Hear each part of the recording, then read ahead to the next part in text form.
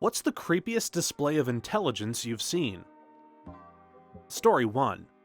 I knew a guy who worked retail and was able to memorize customer credit card numbers. I've done this by mistake and got a stern talking to by the boss. I still had to pull out the little red book and pretend like I was reading a regular customer's number out of it, but I was just doing it from memory. Thankfully, the numbers go dark after I don't use them in my brain after a while, but sometimes I can just go to my happy place and remember card details out of the ether. I left my wallet upstairs and I needed my card to pay for something and was too lazy to go and get it, so I just summoned the numbers out of my brain. At the same time though, I've forgotten my bank account number, a number I use every single day. It just vanished on me one day. I rang them up and asked them what my number was, and it was completely alien to me. No familiarity, no sense of remembrance, one of the weirder moments I've experienced. I used to work with databases a lot. We were having some trouble linking too, so my boss asked me to grab the datasets for a couple of customers. That way we could confirm that the data entered for the billing database was connected to the right files on the customer ID file. Instead of fetching files, I rattled off names, addresses, and social security numbers for the first 20 entries in the one database. My boss freaked. I had to explain it wasn't deliberate, I had just been fighting with the databases long enough that I knew them. After 4 months of nothing happening to our customers or their data, he believed me. The funny thing is that I have a bit of face blindness. I struggle to match people to their names for months after first meeting them, but I can link your name to your address and other info if I've read it 2 or 3 times. My memory is good for stuff like this, numbers specifically. One day I was working at a cash register and a customer handed me a debit card that had been absolutely chewed to pieces. Obviously I didn't swipe, so I input the numbers manually and handed her the card back, waiting for her to enter her PIN. But she accidentally hit cancel instead of enter and she apologized. I said that's okay, flipped the swiper around, re-entered the 16 digits and expiration and gave it back to her. She was a perfect combination of impressed and unsettled, and said that she didn't feel comfortable with my knowing her card information. She felt better a week later when she came back in and I didn't recognize her. Once I realized who she was, I pretended that I didn't still remember her card information. I'm great with numbers, terrible with faces. Story 2.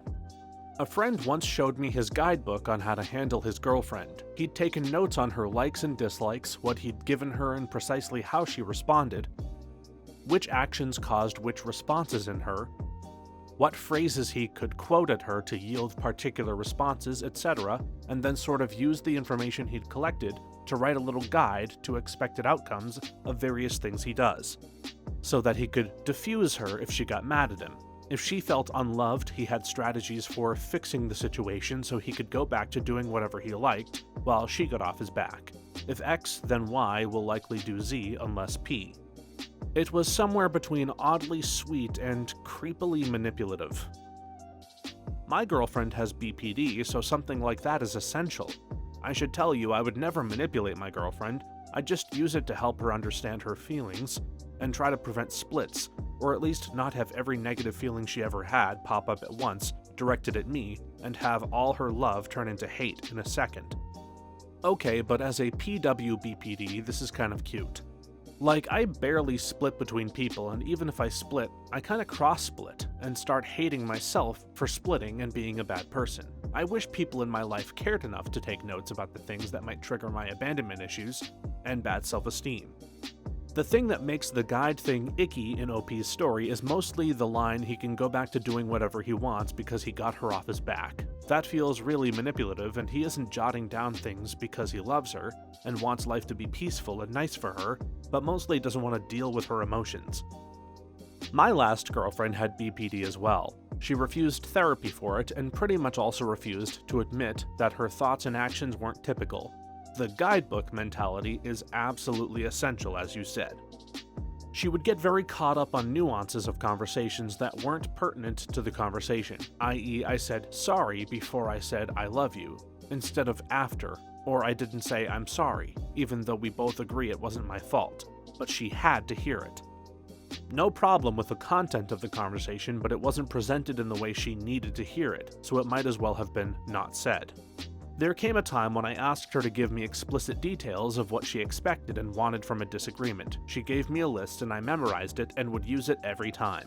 This worked for about a month until she said she didn't appreciate that it was coming from a list and not from the heart. Keep in mind, it comes from the heart, and her rejecting it every time is why I asked for the list.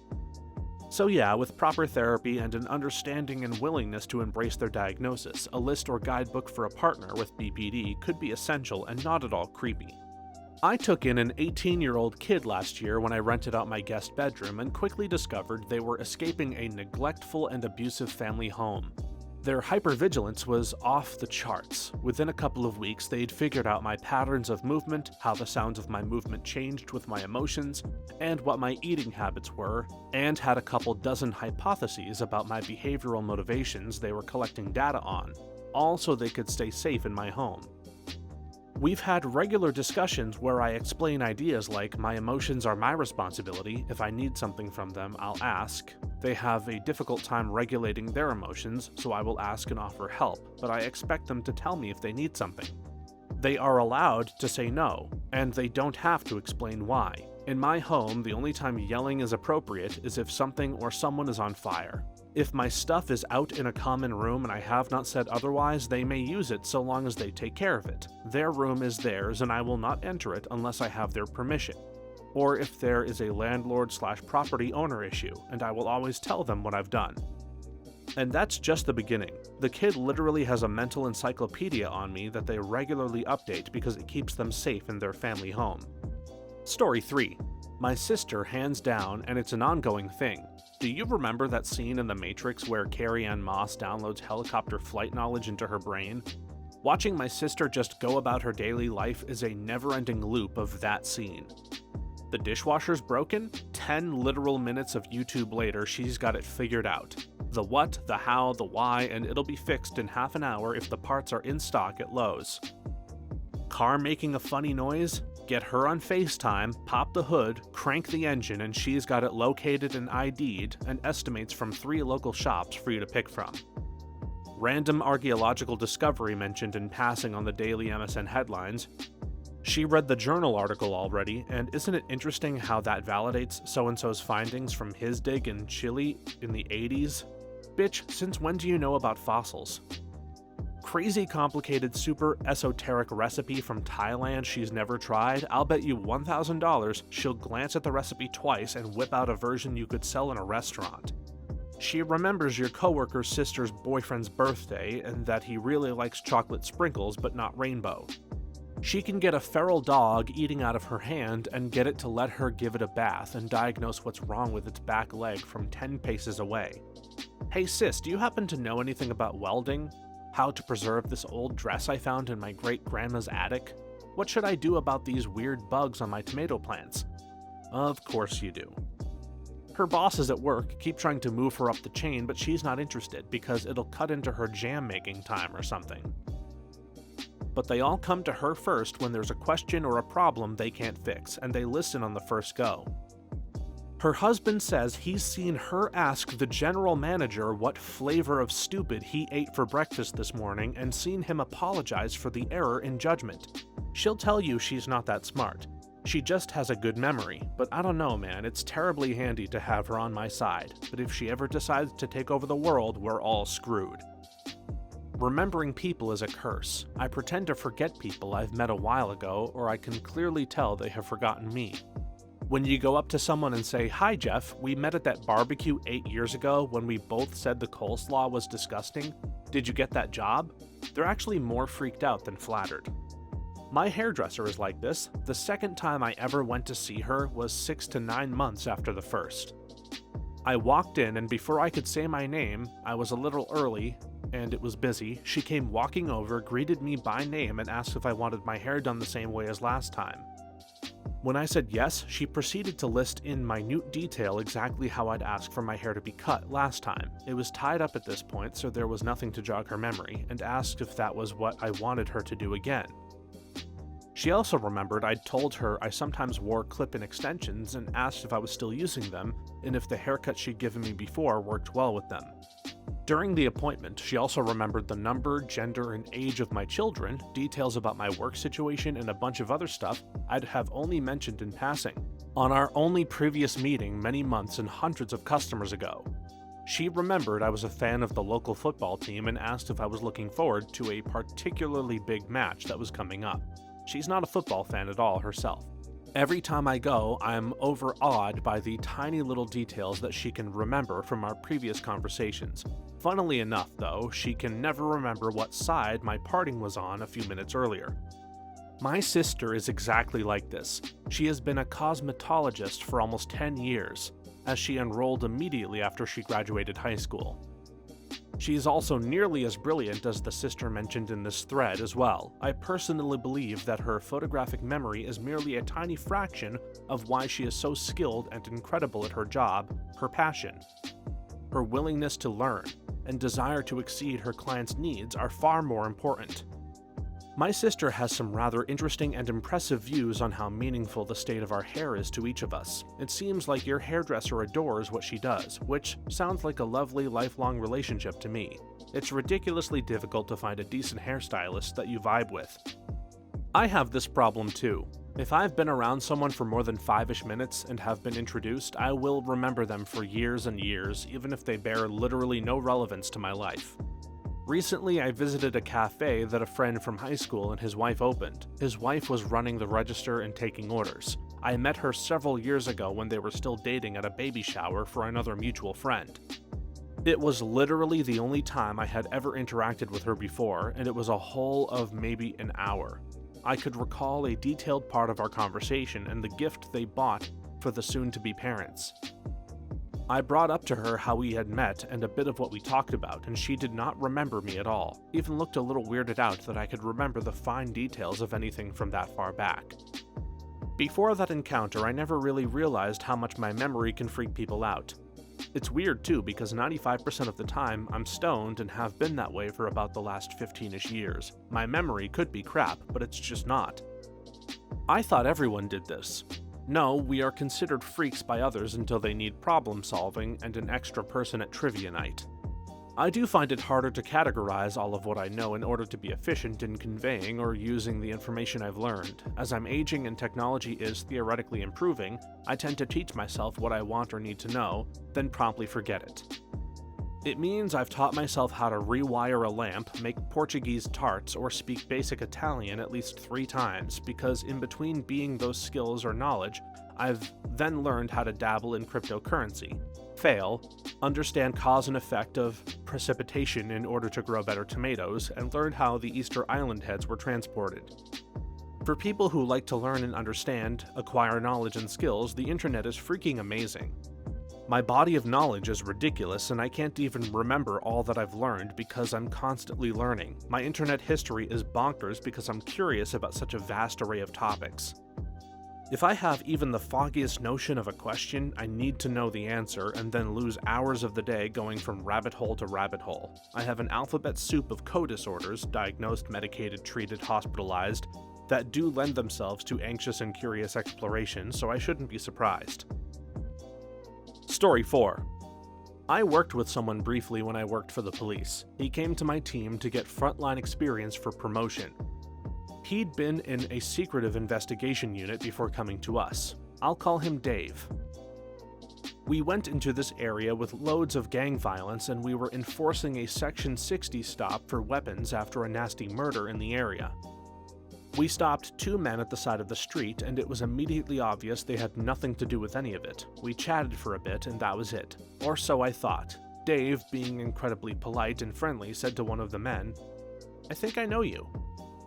The man said that he didn't. He'd never been in trouble with the police, never been arrested, never got into any trouble whatsoever. He was in his 30s. Dave said, "I do know you. Let me have a look at you." The man was good-natured about it, even though I was feeling bloody awkward. "I've never been in any trouble," said the man. Dave looked at him and said, "I believe you haven't. Your dad did, though." He calls the man by his name, his date of birth, his old address, his mom's name and date of birth, and his dad's details too. Dave says that 22 years previously he'd attended at a bloke's house when he was a preteen because his parents were arguing and his dad was drunk. His dad was arrested for a minor sleep violation. He wasn't a regular criminal or anything like that. Dave had not only recognized the guy, but he'd done it from when he was a child, aged him, and remembered every bloody detail for a minor thing over 20 years previously. No wonder he was in the high-end investigation units. Genius. I had a friend at university who was like this. I remember that I found it odd that he would never have a laptop or any other way to take notes. He'd read right through textbooks, but still no notes. I figured he was just some lazy student. One day we were hanging out and I asked him why he didn't, and he just said, "I just remember." He was pretty humble about it, to be honest. I pulled out a textbook and asked him what page 82, paragraph 3 says. Did this a few times and he recited everything word for word. The dude would blow through exams and ace every one of them. It was like Good Will Hunting. Never understood why he wasn't going to MIT or literally any school of his choosing. Never to this level, but I am great with faces and names. I don't forget faces. Watching movies with my siblings, I'll point out what movies they were in, ranging in years. I can remember people from childhood, classmates I haven't seen in decades, also names. My childhood classmate told me his mother's name once, and years later I asked how his mom was by name, and he was completely creeped out by why I knew his mother's name. Had to explain I'm good with names. I now wait for someone to bring up names before I come off as creepy. That being said, I work in vet care and cannot remember dog or cat names to save my life. Someone will come in for a 2-week recheck, and my coworkers will immediately see their name on the schedule and be like, "Aw, it's X," while I am just squinting in thought. Who? Every time. Funny what the brain chooses to block out and what to keep. Makes me think of that SpongeBob episode where he clears everything down to his name to make room for fine dining and breathing, lol. That is the best analogy I have for my friends who ask how the fuck I retain these things. Obviously, it's not by choice. Story 5. Not creepy, but I knew a 14-year-old who was helping his dad drywall a home. The kid looked at the shape of a staircase, looked at the drywall and the horses ready to cut, looked back at the staircase, and then cut the drywall without a single measurement or marking. The drywall fit the staircase so perfectly it slid into place like it was snuggling the stairs. Not a single measurement.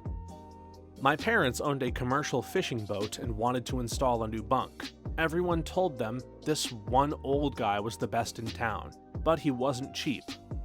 Well, they wanted it to be good work, and all their friends agreed, so they hired him. The day of, he shows up and they show him the focus. He looks at it for a while, no measurements, just looks. Then he just leaves. My parents watch as he goes across the harbor and goes into another boat for a few minutes, and then another, and then another. At this point, they're both confused, but don't want to speak up. After about 15 minutes of going to other boats, he heads up the dock to his shop. An hour or so later, he comes back carrying 3 pieces of wood. All 3 fit easily down the small passage, and all 3 snap and fold together. No screws to form the bunk. Fit perfectly, and it was still there when I worked the boat right up to the day they sold it. They paid him his asked-for fee. I was hanging out with a friend of mine, and we were both tripping acid at his place. He did some full-page art pieces while I slogged through video games. This piece ended up being a trippy set of patterns that covered portions of the page before tucking into a smart folder in the closet. We went out for a walk, caught a cigarette while we were out, and then we got sucked into Pink Floyd's The Wall, as you do in those situations. Anywho, we went out for another cigarette after the movie, went back into his place, and I continued gaming while he did another page of art. About an hour later, he's finished, and he has me check it out. Super cool and super trippy, of course. Then he cocked his head at it real suddenly, and after some thinking, he got up and collected the earlier piece he did. He tilted it like 70 degrees and set it on top of the piece that he just finished, and the art from each page perfectly slotted into all of the empty space left on the other page with no overlap. So there was art covering the entire area where the pages overlapped. It was pretty freaking incredible, especially considering it had been a couple of hours and quite a few changes of tone and setting between the 2 pieces, and that he had no way to visually reference the earlier piece. My uncle is like this. We had a tornado go through the area and it passed very close to our home. He drove over to our house after to make sure everyone was okay. He stepped out of the truck, my dad walked out to say hi, and the first thing my uncle says is, "Your foundation is off by about half a degree." My dad is pretty good at things like that too. Turns around, looks at the house and says, "There's no goddamn way you can tell that." We got a surveyor out, and sure enough, the foundation shifted half a degree. Story 6. When I was in med school, I was tangentially friends with a guy who never shows up to uni at all, skipped all lectures, and called in sick for all lab and tutorial sessions. The night before second-year finals, he was around my house and said that he had spent the last week watching every lecture at 2 times speed. Dude placed top 10 out of 300 students in every exam, and mind you, it wasn't just he remembered everything, but he had a functional, lateral, applicable knowledge of all the stuff we had to know, much better than most people who actually showed up. I always shuddered to think that if he applied himself, he would be a monster of a man, but the dude was content to just chill. I went to university with someone like this. Everyone thought he was a bit of a dick. He was actually just really intelligent, so I think much of his life just bored him. He needed the stimulation. I actually got on okay with him. The 2 things I remember: first, his insane ability at the pool. He just could figure out the angles for multiple balls and bounces and had the skill to hit the shot to cause what he would forecast. Secondly, 1 week before our end-of-year exams, he confessed that he had been to about 5 lectures that year and had never read any of the books or materials. He just said, "I suppose I had better read some," and then spent a week in his room reading. He passed with the equivalent of a first. No idea what happened to him. When tested in elementary school, I was in something like the top 0.1 percentile in reading comprehension. I was similar to this guy in undergrad. I didn't skip everything, but I partied a bunch and rarely went to class. Almost all of my friends were flunking freshman year, but I managed to keep an academic scholarship just by reading the textbooks the night before and doing well on tests. I remember one professor handing back a General Chemistry 2 exam where I received the highest score, and he literally said, "Who the hell are you? I've never seen you before." We laughed it off. Anyway, I straightened up in grad school. Kinda. But I try not to take for granted that I got lucky with my memory. This is likely ADHD plus high IQ. I'm the opposite, sort of. I go to all the lectures and pass without issue. I have 3 degrees, never once opened a textbook or studied. I'm functionally illiterate, though. While I can read over 1,000 words per minute with full comprehension, I zone out and go inattentive very quickly. I stopped in the middle of writing my own comment here 4 times so far. I have extremely severe ADHD, and sadly it's also completely unresponsive to all medication. There are a lot of people like me, and often they go unnoticed because they function as well as most of society or better. But God, do I want to do more. I can't even focus long enough to make my own bed. The smartest person I've ever met is a guy who I affectionately call Crack Ed. He was a teenage crackhead named Ed that was in a ballbuster composition professor's class with me. The lady was seriously a witch, and the kind who bragged that no one ever got an A in her class. Keep in mind, this was an intro-level class for a bunch of 18-year-olds. Crack Ed was top of the class, consistently getting perfect scores for all his work in the class, and was the only one out of 30 of us who got an A. I told an old friend about it, completely mystified, and he told me he actually went to high school with good old Crack Ed, and that he's always been like that, just the absolute best at school while whacked out on drugs. If he majored in astrophysics, we would be walking on Mars in person by now. But alas, he was in marketing and just pissed off a composition professor. I actually am very similar to this guy. I got through high school like that, did nothing, showed up the bare minimum, and killed exams, so it kicked me up to passing. I did the same in my first year of college, but then got sick. The downside was I suffered from a lifelong psychotic disorder that made it hard to do my day-to-day crap, so I just didn't. As I get older, I still learn the same way, but most of my energy is spent getting through my days without an incident. Being a normal person is insanely difficult, but I have gotten a handle on it. The past few years it's been manifesting as anxiety though, so that's a new wrinkle. In my experience, people who are heavily weighted to be able to do exceptional things on one end tend to be balanced with something negative on the other. Maybe the ones that aren't are the exceptional people we read about in history class. Story 7. I knew a lady who counted pills in a pharmacy, basically her entire life. One time, she looked at a container of ibuprofen that was supposed to have 100 pills in it and said it looked off. She recounted it, and it had 99 pills in it, 1 less. My mind was blown. It's pretty impressive if it was off by only one, but it's not too strange if she had done it her whole life. Most of the time, the same quantities of pills go in the same container. If it was a high strength of ibuprofen, then they're also huge tablets, so it could have been easier to tell the bottle was less full than usual. I have done counting a lot, and some medications are easier to gauge than others. It didn't seem too uncommon that I would dump out the amount I thought I needed, and often it would be spot on. I think I saw a show where people who use scales a lot for their job had to try to get exact weights of different products on them, and they were pretty exact as well. It just comes with a lot of repetition. Story 8. I had to learn collegiate-level German in the military, which was a 9-month class. We started off with 15 people and graduated with 6. It was really hard, and I barely made it through. The top kid in my class was a basic white kid from Indiana who had already tested out with top scores in Spanish and Portuguese in a matter of weeks.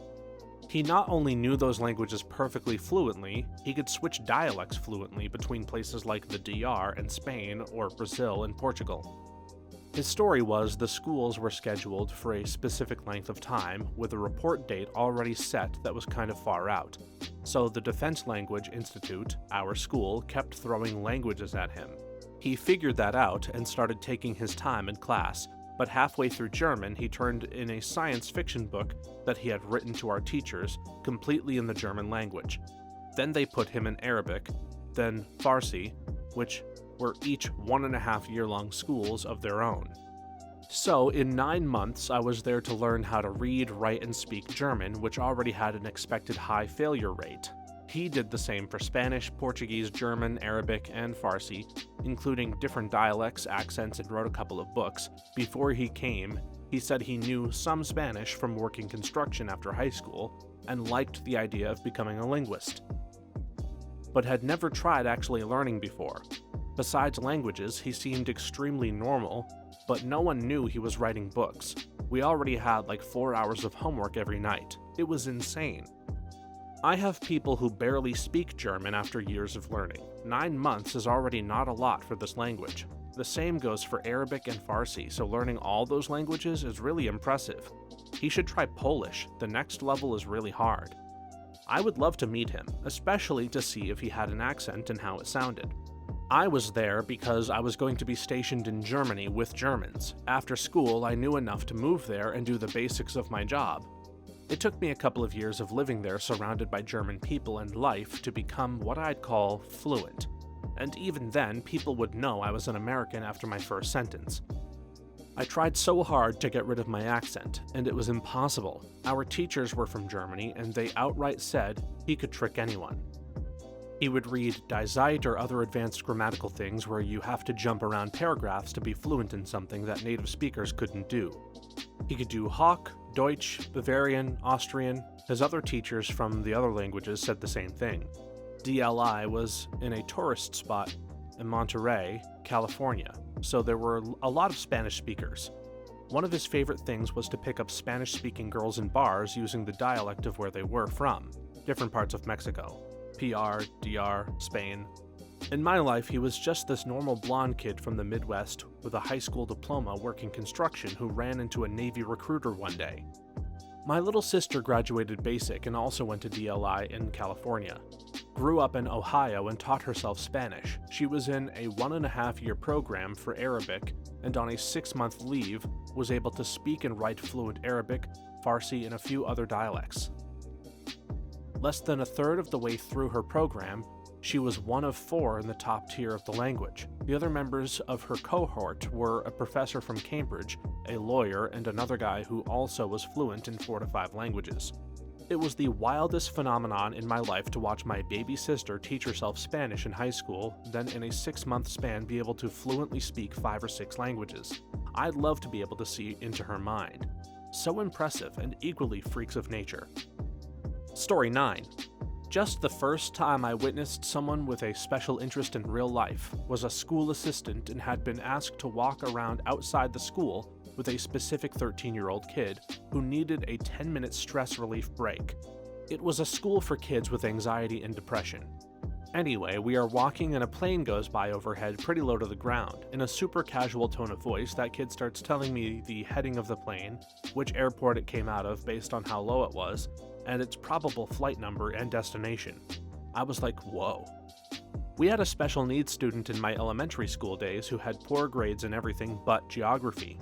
Kid could name every country, identify every flag, and you could name any place, and he would accurately tell you what the weather was like there at the current time on any given day. Ha, yeah, I had a few deep interests as a kid. One of them was military stuff. They used to have this Wings show on the History Channel with a trivia ID this plane, and I'd usually be able to tell you what it was just off the small part of a picture showing a tail section or whatever. I also liked guns, but not actually shooting them because they were so loud and I could watch an action movie and tell you exactly what gun was being used, and that it was out of place in a movie supposedly set 5 years before it went into serial production. It actually came in handy quite a bit early into my career as I went into the defense industry during the recession.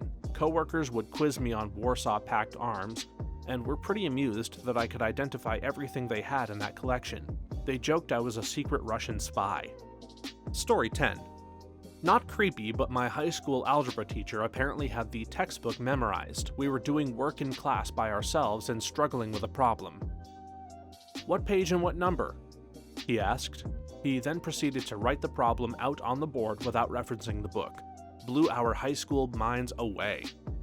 My math teacher was like that. I had him for the last 2 years of his 45-year-long career. He had been teaching math for so long that there was no need for him to do any sort of lesson planning. He never had any notes or anything because he had countless examples in his head. He was a great teacher and a great guy. My thermodynamics and kinetics teacher would come into class every single day with a binder about 4 inches thick of his preparation for the class. He would start one whiteboard and just start deriving equations until he moved to the second, explaining each step as he did it. I saw him check those notes one single time the entire semester, and 2 people I know took the same class at various times and they never saw him check. It was pretty crazy how well he understood what he was teaching. Former spoiled rotten kids. When did the real world really hit you? I was a spoiled rotten child and also into my teens. My parents bought me a brand new red convertible for my 16th birthday. I threw a fit over it because what I actually wanted was my brother's old car that we still had, which was dark blue in color. I was so shallow and a horrible person back then. So what really turned me around? That next summer I took a job as a camp counselor at our local day camp. I did not have to work, but I was bored and sounded like something easy to do. God, I was so wrong. This day camp was specifically geared towards the lower classes who could not afford childcare during the summer. We served them breakfast, lunch, and an afternoon snack. For a lot of the camp kids, this was all that they would eat that day, and on Friday they would beg for extra food or snacks to take home for themselves and or their siblings because they may not get to eat again until Monday. This really hit me hard, but the part that got me the most. This one kid, around 5 or 6, would refuse to take their shoes and socks off, even if we were going to the public pool that day. I couldn't understand why until one day he came in limping, like his feet were causing him so much pain. I convinced him to let me help him get off his shoes and socks so that I could see what might be bothering him. Once I did, it took everything in me not to break down right there. His socks were covered in blood. His poor tiny little feet were covered in sores and his toes seemed to curl under a bit. He was in so much pain from the state of his feet. As it turned out, he had been wearing shoes about 3 sizes too small. His family couldn't afford new shoes. I took my lunch break and went out to buy him new socks and a few pairs of shoes. This broke me, which I definitely needed. It changed my way of thinking forever. Wow, I'm glad it changed you. I'm sure you changed that little boy's life for the better. I grew up in Indonesia, a third world country where you definitely have maids if you're posting on Reddit. I grew up thinking it was common to have multiple maids. I moved to Singapore, a first world country where people still have maids, but it's more of an upper/middle class and above thing. I got assigned to sweep the floors by the teachers, and that was my first time ever holding a broom. Swept it back and forth like in cartoons, and everyone was looking at me going, what the heck are you doing? Turns out I was just creating a dust cloud around me. You have to sweep in one direction and gather all the dust into the dustpan. Mind blown. This is the best answer in this thread. I was coming in here expecting I didn't realize people drove crappy cars. I was not expecting I didn't know how to use a broom. Oh, it got better. For some reason, they put me in charge of supervising cleaning the canteen. No idea why. I saw the box of soap and thought we had to use the entire thing. Dumped all the powder on the floor and then dumped a bucket of water over it. Soap everywhere. Didn't know how to stop it. 3 hours later, we still had bubbles. All of us had a blast because the entire canteen became a giant slip and slide, but the teachers were mad. They wouldn't believe me when I tried telling them it wasn't deliberate. Well, as in, I didn't know that was what was going to happen. I grew up in a fancy home, with more rooms than you could ever need on a large property in a pretty rural area. I got everything I wanted whenever I wanted. Huge plasma TV, DSLR camera, motorbike, pony, etc. I never knew what my parents really did for a living. I remember kids always asking what my parents did as a job in the playground, and I never really knew how to respond. I soon figured out what my parents did when my dad was arrested for drug trafficking and the house, cars, and everything else was repossessed by the government as profits of crime. I now live in a crappy house that barely stands in a dodgy area of town. It definitely was a shock to the system, but I'm adjusting just fine, I guess. I had a friend like this. Whenever he'd ask his dad what he did, his dad would get him a new dog. He was a really nice guy, actually, thinking he wanted to open up an animal sanctuary. We still don't know what his dad does. We still see him driving around in his Aston Martin. His dad is also a nice guy, come to think of it. A new dog every time? It's a hint. He's an animal smuggler. I was raised by my great-grandmother. She was well-to-do and active well into her 80s, and her world revolved around me. Ballet, gymnastics, and all the music classes I could fit into my schedule. I had a menagerie of pets, Christmases were obscene, she catered to my every whim as a child. Now that I'm an adult and my wonderful Gram has passed, I've learned that what I had was really unique. The world does not wait on me. I'm not special to everyone. I struggle with entitlement and narcissistic tendencies. It's isolating at times and I miss her. She sounds a lot like my grandma. Thanks for reminding me that I should really call her more often. Please do. My grandpa passed recently and I've been wishing I called him more. We didn't get to talk much due to his crazy wife, not my grandma. And every time we did talk, he'd ask just how my grades were, and I hadn't been doing too well in college lately. So I avoided him along with the rest of my family. Now he's gone and I'll never speak to him again. I grew up in a Midwestern town/middle-class neighborhood, private school, etc. I never needed anything, but my dad grew up poor and my parents wouldn't give in to any of my big wants. Super Nintendo, I never got. My neighbor and best friend got everything he asked for. I loved hanging out at his house because he had the best TV, the best food, the newest video games, 100 pairs of shoes, and 1,000 hats. After we moved away, I found out that his parents gave him anything he wanted because they were in a loveless marriage and constantly fought around him. They were buying love when my parents were showing me love. I always wondered why he would prefer to stay at my house with a crappy TV and an outdated Nintendo with no games. Turns out he wanted to stay at our house because my parents didn't fight and would actually listen to him. My parents became surrogate parents for him, and to this day he calls them mom and dad. I'm happy to call him brother. If it weren't for him, I would have never known how I won the parental lottery. We had a neighbor like that when I was a kid. My family was dirt poor for a long time. Dad didn't make a lot of money and mom was a Catholic and very fertile. This kid that lived next door had every toy and game on the market, but every summer morning, he was at our door asking if the boys could come out and play. He also went through a phase where he became very jealous of any time he could spend with our dad and would almost aggressively try to hoard the seconds. Apparently, his own dad was more interested in his new girlfriend and would just write a check every time his kid was supposed to live with him. The boy's mom wanted to date around and party, and he ended up living with his grandparents, our neighbors. My dad is a great guy and would include him in various family activities. He turned out to be a pretty good adult, and I know my dad is partly responsible. Your dad sounds pretty great. When I was 16, my parents left for a week's vacation and gave me money for the week. Since I didn't know how to do laundry, never even seen it done, I took all of my clothes to the dry cleaner. Even my panties. The cleaner asked 3 times if I was sure I wanted them dry clean. I said yes. 2 days later, I got 8 pairs of panties safely pinned to individual hangers. My laundry cost about $90 that week. I just assumed this was all normal. We get a lot of guests at my hotel who do this. We have one guest who routinely had $200 worth of dry cleaning. It's almost cheaper to just buy new socks and underwear, etc.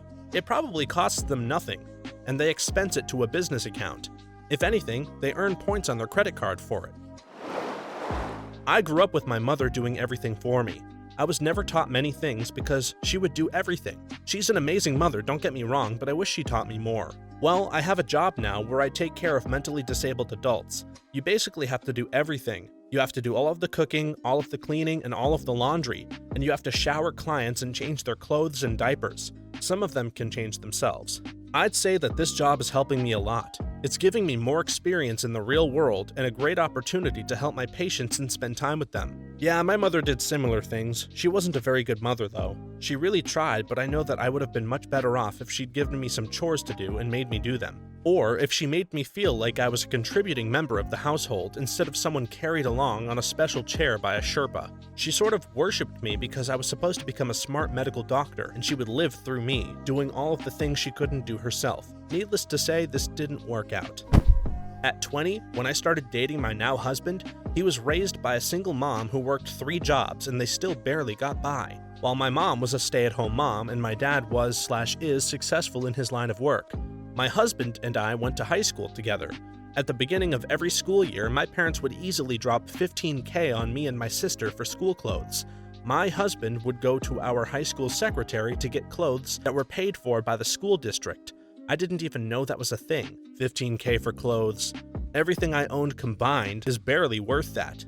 When I moved out of my hometown for college, it was an absolute culture shock. I met other students who couldn't go to their dream schools because of how much it cost, so they had to go in-state. They didn't eat out every other day. They bought secondhand clothes. Some had never traveled out of the country, and some had never even left the state. Some were driving their parents' first cars. That crap blew my mind. This is how the rest of the 99% of the country lives. I come from a filthy rich background, but I work hard to hide it so that you can't tell. I dress normally, I don't really talk about my background, I try to buy stuff on sale. Sometimes it shows in ways that I can't help. I'd never seen crappy cars before going to college. I don't know how to drive cars with poor handling, and I always forget to turn off the headlights because I've never driven a car without automatic lights. I don't know how much anything costs because it doesn't matter. I'll still buy it anyway. I also don't really value money. $100 just isn't a big deal to me, but I know it means a lot to others, so I don't mind giving it to friends who are in need. But if you don't look too closely at my habits, you can't tell, and that was a conscious decision that I made. I'm grateful for never having to worry about money, and I likely never will, but I don't want to go back to my hometown because I think the lifestyle is unhealthy.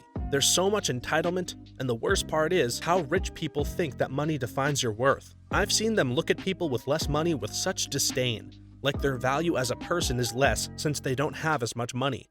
It's disgusting, and I don't want to be associated with that kind of person. I also loathe the comments that come with it, like, if I were rich like you, and I put an end to those immediately if they come up. I don't like being treated differently because of how much money I have, and I won't treat you differently for how much money you have. We are both people, and we are both worth something. I think there's a difference between spoiled rotten and just growing up wealthy though, and you don't sound spoiled rotten at all. I think the difference between being spoiled and rotten is the attitude that you have about the things that you've received. I'm very grateful for everything I have, but I definitely consider myself spoiled rotten. I don't know what it's like to not have anything. I never have to ask because I already have it, whatever it is. I'm not going to try and convince you that I'm spoiled or rich though. I don't want to play that game. I wasn't necessarily spoiled, but I definitely grew up in a very privileged family. Upper middle class, academic dad and lawyer mom. I was 17 and I got a job as a porter at a hotel to save and travel for a bit before going to uni. My dad lives in Singapore, so I figured Southeast Asia. I went to Indonesia, and I was staying in a decent but not crazy fancy hotel near a temple. It was my first night, and I had no idea if tipping was the normal thing and didn't have any rupiah on me, so I put a US $5 bill under my plate when I left. Working in a hotel, you get foreign currency tips. The note was worth more as a novelty, to be honest. As the waitress cleared the plates and I was walking away, she freaked out, thinking I had left it there. She didn't speak a lot of English, but I got it across that it was a tip and she basically broke down. It was hardly any money, so I was really confused. I made the mistake of Googling the median wages of the area when I got back. The median, not even the minimum salary, is about $3,000 a year. What I made in about 2 hours at a minimum wage hotel job, she made in a week busting ass for 80 hours. I tipped well all through my trip, even bought the crappy knickknacks from the hawkers by the temple. It was gutting. I'm not well off by any means, but when on vacation in the Dominican Republic, we gave a little girl, about 7, on an excursion $20. She stared blankly at us for a minute before running up to give it to her mom. They both started sobbing and hugging us and thanking us. Our guide said most families don't make very much, and that could easily be more than a single paycheck. was real eye-opening though. I was on an all-inclusive vacation in the Dominican Republic with my wife. We are in our mid to late 20s at this time. Everyone at this place is so well into their 50s. This place was nice. So anyway, we are out to dinner at one of the resort's restaurants, and for our anniversary, we were given a cake. The server is a kid in his early 20s, maybe even late teens. Super cool guy. Funny, charismatic, and worked his ass off. When we first sat down, our table was covered in rose petals, spelling things out. It looked amazing. We end up getting pretty hammered and end up walking back to our room. Beachfront, private infinity pool opening to the ocean, and it's about 11 p.m. Mind you, guy was still with a table and I think still had side work. We left $20 on the table and gave the cake to him. The next morning, we wake and stumble to the breakfast restaurant like it's 8 a.m. As soon as I sit down, homeboy comes running up to serve us. Actually started talking to him and it turns out he lives there. He shares a room with 4 other employees. He shared the cake with all of them. The beds are stacked and probably arm width apart.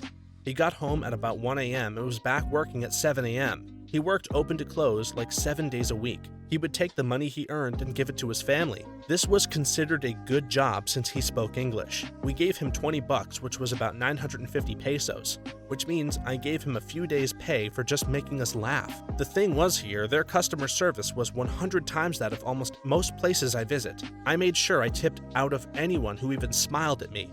Lots of other guests that we talked to were total human wastes and thought they were God's gifts to man. I spend $20 a day on pointless BS. I can give $20 easily to people who can then provide for their loved ones. I now give away all of my possessions to people. A friend wanted a PC for his kid but couldn't justify it. Boom, take my monstrosity of a PC. Had a friend get into an accident and insurance wouldn't cover it for some reason.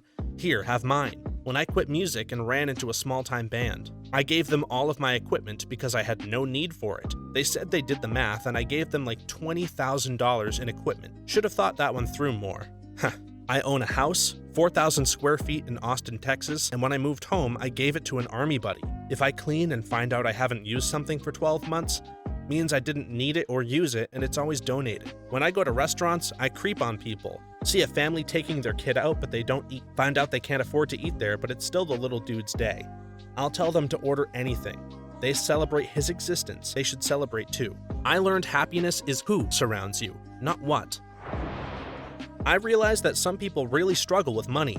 I thought people didn't buy things they need, like cars, appliances, clothes, or a nice house, because they were really frugal and saving up.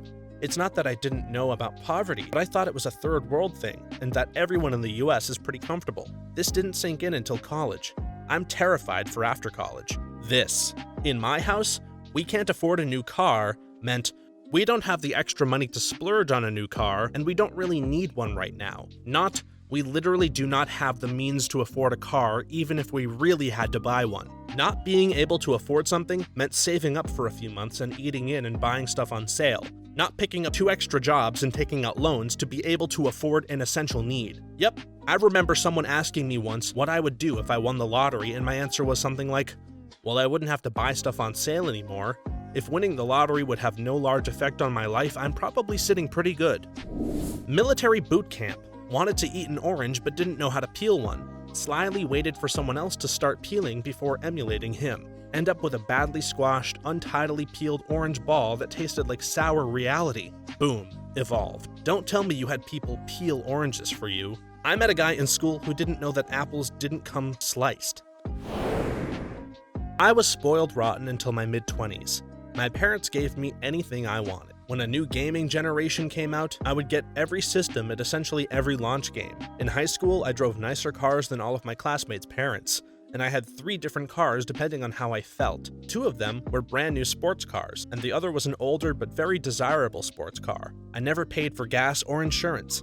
Never paid a phone bill, didn't pay for food, movies, snacks, or anything. I was given almost limitless amounts of money to do whatever I wanted. My parents paid for my college tuition, and I later worked in the family business and was paid a very good wage for being simply who I was. I wasn't a slouch per se, but I had a false sense of security due to things being handed to me for years.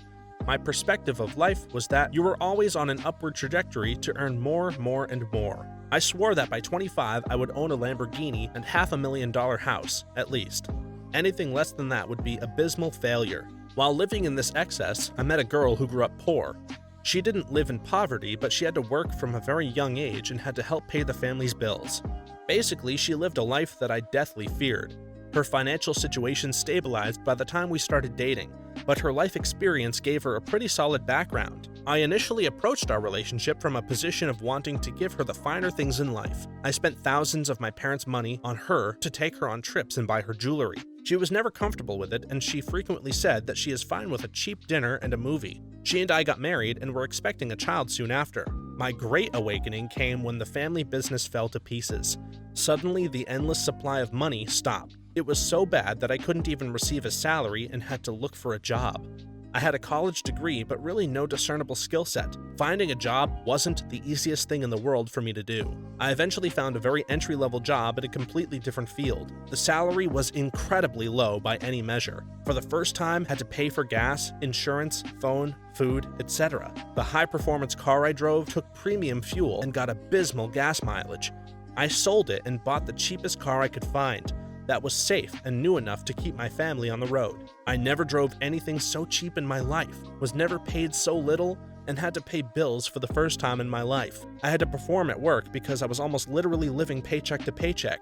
Oh yeah, I racked up tons of credit card debt by being irresponsible and knowing I could easily pay it until I couldn't. My one constant? My wife was unflappable. She had been in far worse situations before. She was pregnant, yet calm, cool, and collected despite the sudden life change. She didn't stress and essentially pulled up her sleeves and devised a budget for the household to see us through our new reality. It was clear why we were put together. I thought I was the man. Look who ended up taking care of who. This experience taught me that money literally didn't matter. Not only does it not matter, but it can disappear in an instant. I became closer with my wife, new son, and my faith after this experience. I wouldn't change it for the world. Your wife sounds awesome. He picked a winner. I grew up living in a huge hotel, kind of like your Sweet Life of Zack and Cody thing, except I was a spoiled young kid. When I was 7, I'd have a nanny put on my socks, wear my school uniform every day, etc. I had 4 nannies before that, and they all left. I made one cry once because I yelled at her for not helping me with my math homework. I slapped another one. She left 3 months later. It hit me hard a year or 2 later when my dad had to travel overseas to work, so I was stuck with that one particular nanny named Tina. My dad didn't really send a lot of money back to us, and so we had to live in a cramped apartment since we needed to move out of that particular hotel. I hated my nanny at the beginning because she was just so damn strict. Turns out that she was doing this because she wanted us to change, and we did, because my dad didn't send enough money and didn't want to. Stingy guy.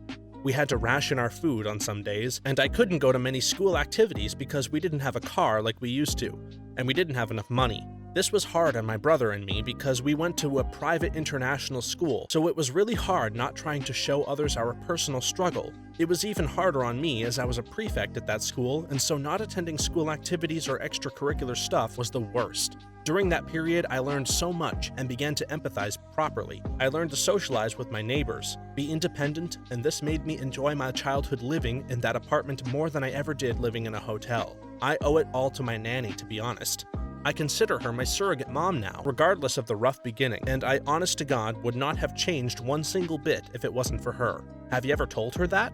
If not, you should. Yeah, I told her that. Before she left us for good 3 years ago, I broke down and expressed how much I appreciated her help because her leaving felt like a parent walking out of my life, which ironically was what my mom did, though I never really felt anything for her in the first place. But that's another story. Thanks for watching until the end.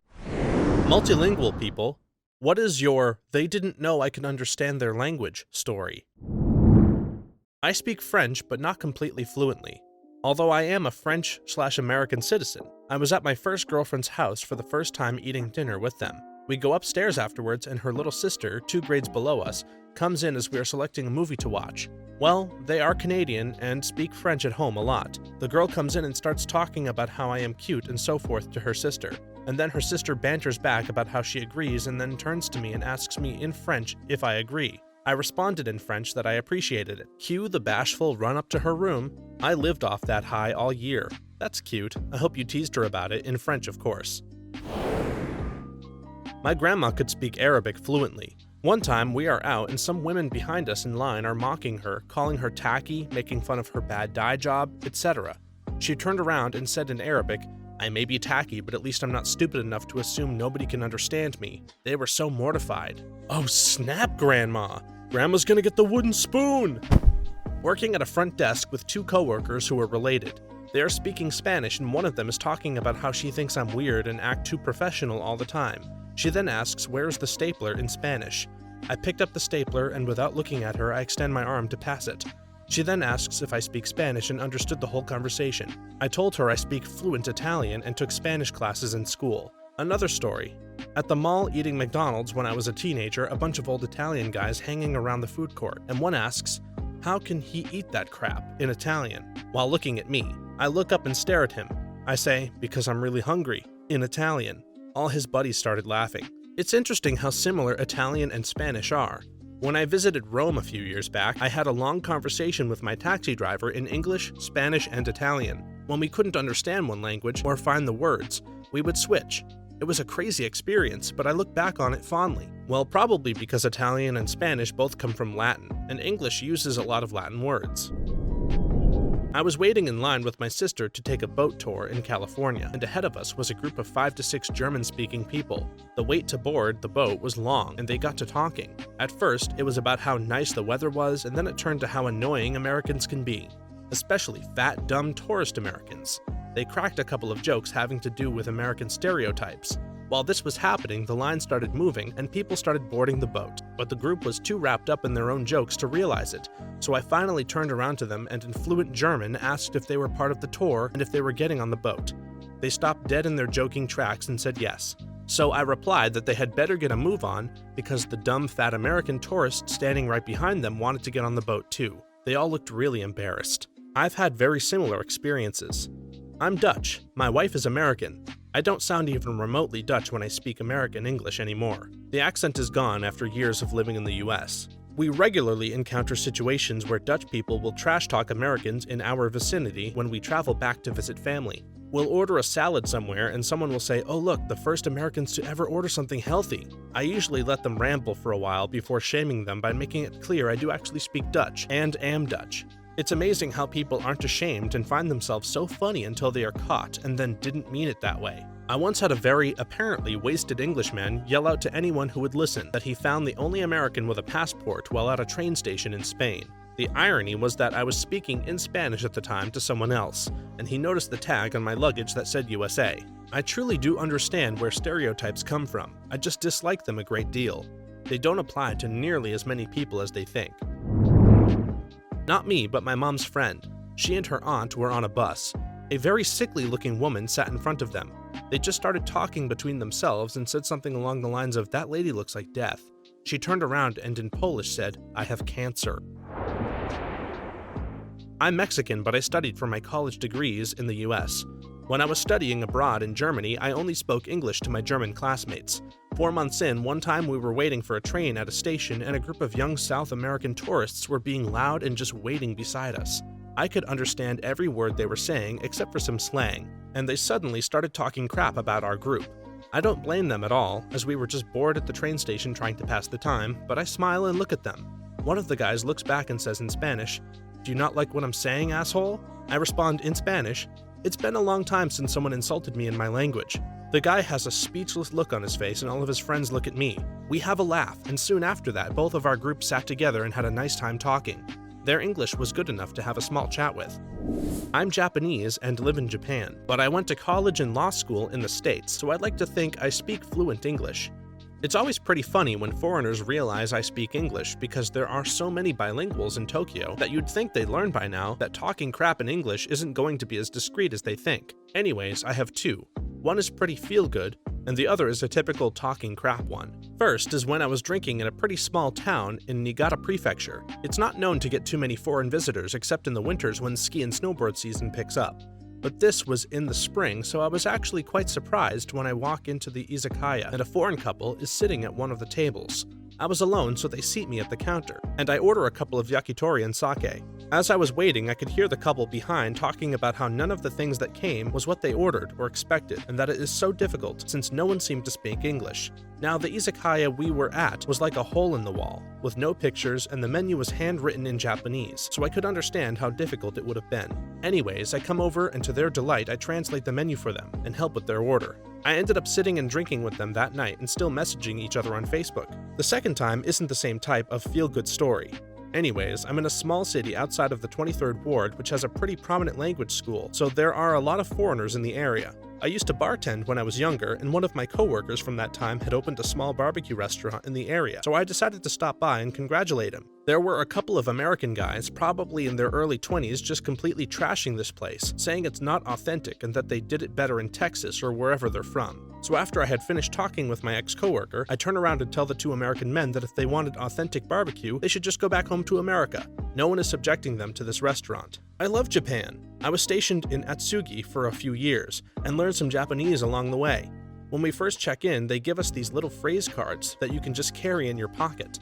So one day I was trying to get past some people on the train to get off and started saying shirimasen instead of sumimasen, or I don't know instead of excuse me. I realized that as soon as I actually walked through the door and laughed at myself for quite some time. I just imagine the reverse of that, a Japanese guy fighting through a crowded train car in New York saying I don't know, over and over. Awesome. I don't know, you. Obviously. Everyone else, probably. I was in South America and had made friends with a guy who was living in Paraguay, but was originally from Jordan. He spoke 5 different languages. I asked him if he could help me out by buying a cell phone. So we are shopping around, we stop at one place with 2 Middle Eastern guys selling cell phones. They say some things in Spanish, then some things in Arabic, and my friend just says, let's go. I asked him what happened, and he said the guy said something in Arabic along the lines of, oh, we'll screw these guys over. To which my friend responded in Arabic, is that right? You're gonna screw us over? I thought it was really funny. I speak fluent Hungarian, and the thing about the language is it's so obscure that Hungarians will always assume when abroad that no one else can understand them. As you can imagine, this can backfire spectacularly as I grew up in the USA, and I've heard marital spats at Walmart that frankly never should have left the living room.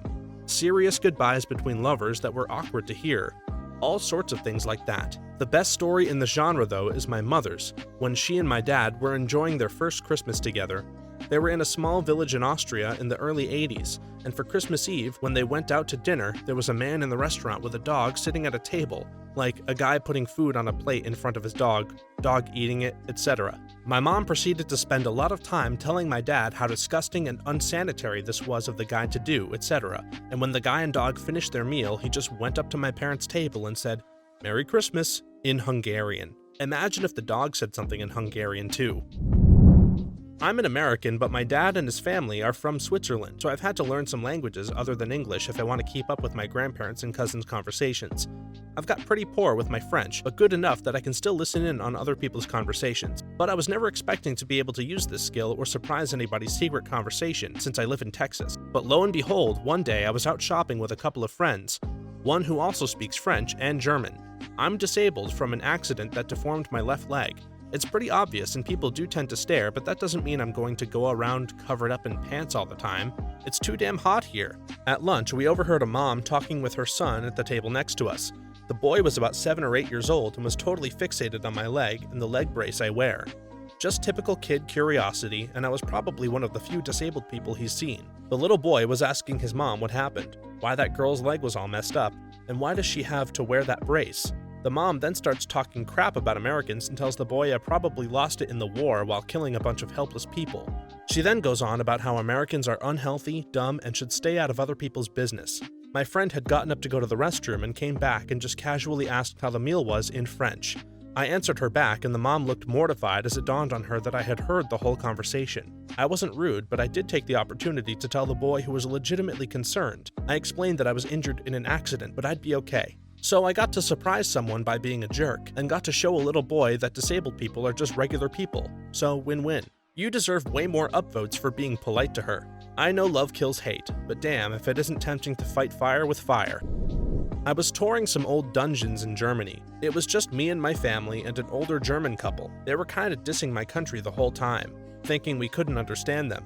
We got to a room where they locked people by their feet, and the German man said to his wife and the tour guide in German, "This is where you should go if you can't speak German." I turned to him and in perfect German replied, "Then it's a good thing I can speak German." The look on his face was priceless. I sometimes get the idea Germans think that everyone in the world can understand German.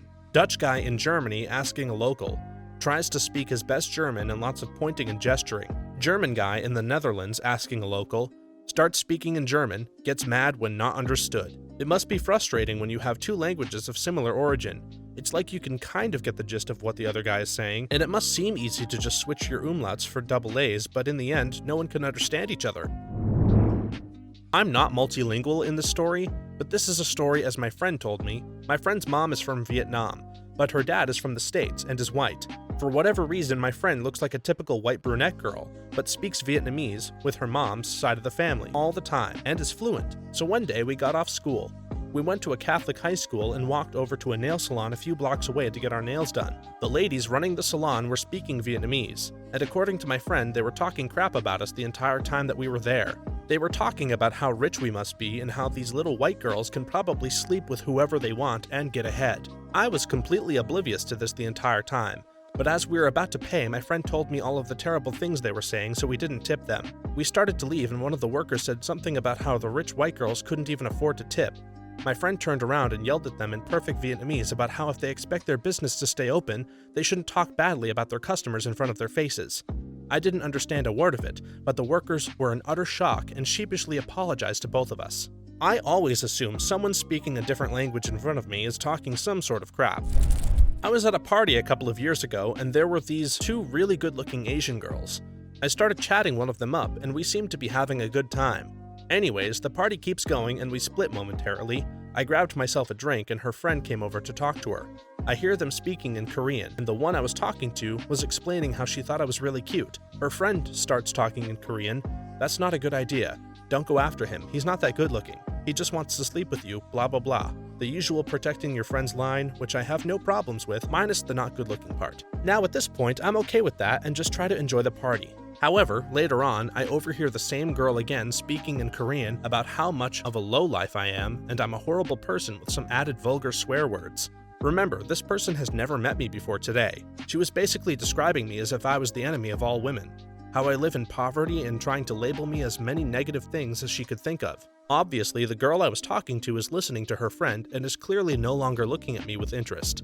Before leaving the party, I go over to them and try asking for her number, just for craps, which she politely refuses to do. I turn to her friend and speak in perfect Korean.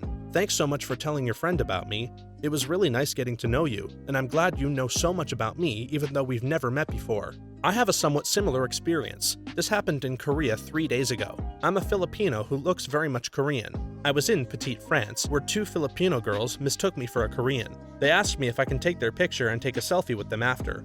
I was listening to them talking about how good looking I am. I couldn't help it, so I let out a chuckle. They stared at me as if wondering if I understood them. I then spoke in our language that I'm also Filipino and totally understood everything they said. We just laughed about it and now I have two new friends. When I lived in China, I went to an international school, so would frequently use English with my classmates, even though I spoke and understood Chinese.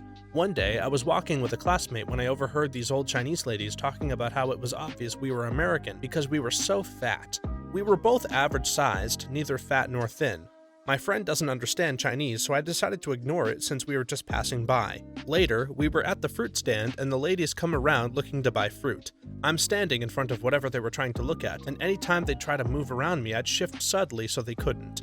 I hear one of them start huffing about how she can't get by, and in Chinese, I respond with, "I'd move, but as a fat American, it'd do no good." The ladies just looked at me, then I started laughing and were like, "Ooh, the fat American has good Chinese." No shame. Happened to me, actually. Really funny in hindsight. I was in Poland for a holiday with two friends. We went outside a bar to smoke, and I said to my friend in Dutch, "Those girls over there are really hot. Should we ask them to join us?" One of the girls turned around and said in almost perfect Dutch, "You won't find out if you don't ask." Cue my friends laughing and me standing there flabbergasted. "So did you ask?" Nah dude, I was all show back then, super insecure, and it was more of a joke to my friends than an actual plan. Canadian with an English group in a very French town in northern Quebec. The waitress crap-talked us, being Anglophones, the whole night to her coworkers and the bartender. She was doing it fairly loudly, which I found weird in bilingual country. When she came around with the bills, I put on my best accent and said in French, "I hope you aren't expecting a tip from these stupid English people because you are sure as hell not getting one," and told the group we were leaving. She chased us out of the restaurant screaming at us in French. I flipped her off and we left. I had the same thing happen to me, except it was in Moncton.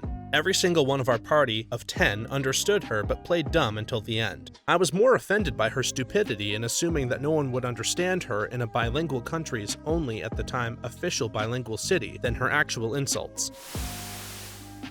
We did this, but fortunately, it wasn't mean. My husband is American-born and raised, but grew up speaking German with his family. He wanted our kids to be bilingual, so speaks only German with them. My kids and I were at Chincoteague Island in Virginia, where a lot of Amish people like to vacation. We were in line at an ice cream parlor behind a group of about 20 Amish, including 7 to 18 girls. My daughter is used to speaking German to me as if it's a secret code, and said, "Look at what they're wearing, those dresses and bonnets. And look at their hair, so thick and shiny. They all look so pretty." The girls turned en masse and looked at her in surprise, which in turn surprised her, and I told her, "They clearly understood everything you just said." She looked embarrassed, then shrugged and answered that she didn't say anything she wouldn't have said to their faces. It was still a new experience for her. Getting complimented was probably a very positive experience for those Amish girls, especially in their native language. For once, their antiquated clothing wasn't a source of derision. Sounds like a good opportunity to make friends and get acquainted with their old German dialect, if anything. So I'm an American living in the United States and fluent in English. I did take Spanish in high school, and while I didn't really retain much, I can still take a pretty decent gander if I want to. I work in a landscape supply store, and most of my customers happen to be Hispanic. Sometimes they will talk to each other in Spanish while buying materials, and I can kind of get the gist of what they're saying. One time, 2 guys came in and started discussing what materials they were getting and how much. By the time they came up to me, I had already rung them up for what they had been talking about getting. They were really surprised that I understood them and tried talking to me in Spanish.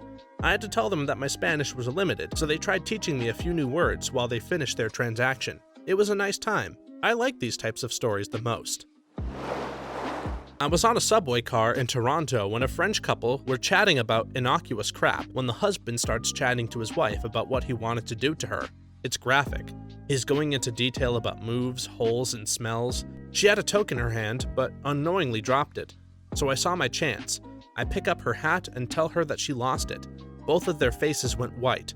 She just meekly thanked me.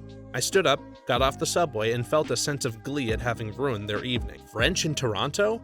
Yeesh. I wouldn't assume any language is safe in Toronto, especially one of the official languages of the country.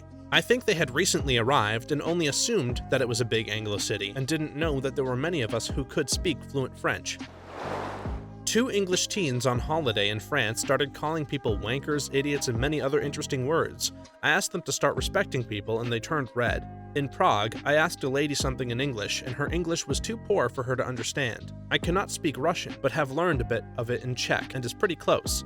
Her gran was with her, and the lady I was talking to said I was an idiot asking stupid questions. So I said in rough Russian, "I'm not an idiot. I'm sorry I cannot speak Czech." She went red too. In Catalonia, on a market, a seller spotted us as tourists immediately and tried to sell us his dried sausages more expensive than to the Catalan person before.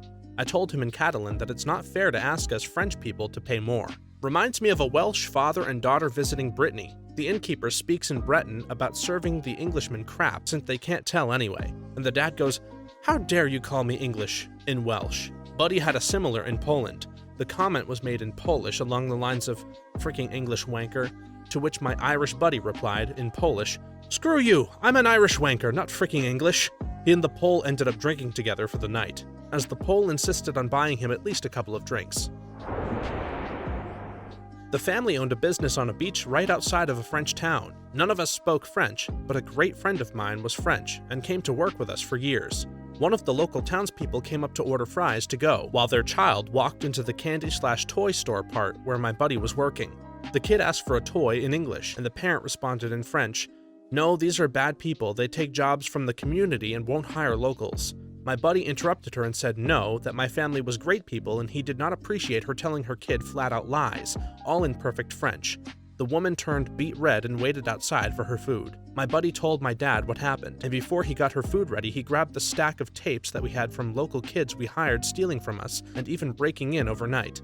My dad offered her the tapes so that she could be queen gossip of the town, though he never would have given them to her, and explained very nicely how we had to bid on the business and have a business plan, and that there were 5 offers, 4 from the city and only 1 from the town, who only offered $12,000 for the building, equipment, and 3 acres of property it sits on. She was kind of shocked at how it all worked. We gave her the fries for free for the hassle of listening to us, but apparently she told the story and we started getting local business for the first time in over a decade. What isn't as bad as you thought it would be? Getting shot down at the bar. It makes the next time easier. Just go for it. You've got nothing to lose anyways. Going to the gym and swimming in the public pool. I hadn't exercised since high school and hadn't swum in about 10 years. I'm very shy, and the idea of being in swimming trunks in front of strangers, or friends and family for that matter, was daunting. One night I said screw it and went in. Nobody laughed. Nobody seemed to give a crap that there was a chubby guy using the pool. I made going to the gym and using the pool difficult for no other reason than insecurity. I was terrified of going to the gym in the beginning. I swore everyone was staring at the fat woman, thinking I'm disgusting and I should get the hell out of their beautiful people's place.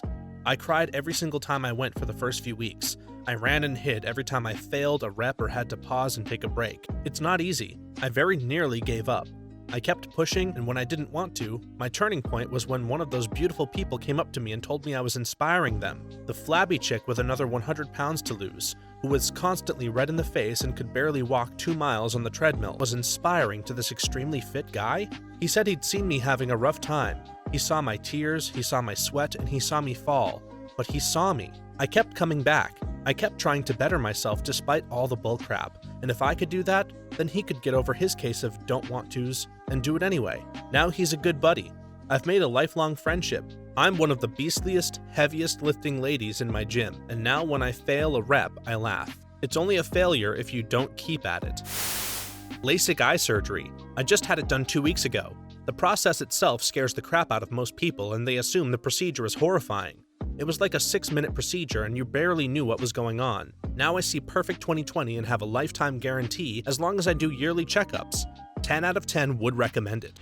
IKEA is not as hard to put together. There are numbers for each pieces and visual directions on what to do. Agree 100%, I don't understand why IKEA being hard is a thing. I have an IKEA bed whose instructions specifically state that 2 people are needed to assemble it, and I've put it together myself 3 times.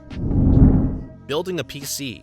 I guess everything is easy if you have a phone with a decent internet connection. The building part is a joke. The hard part is picking the right components that wouldn't bottleneck each other and give the best bang for the buck. If you don't want a bottleneck, just buy the most expensive part there is. That will obviously work. Talking to people.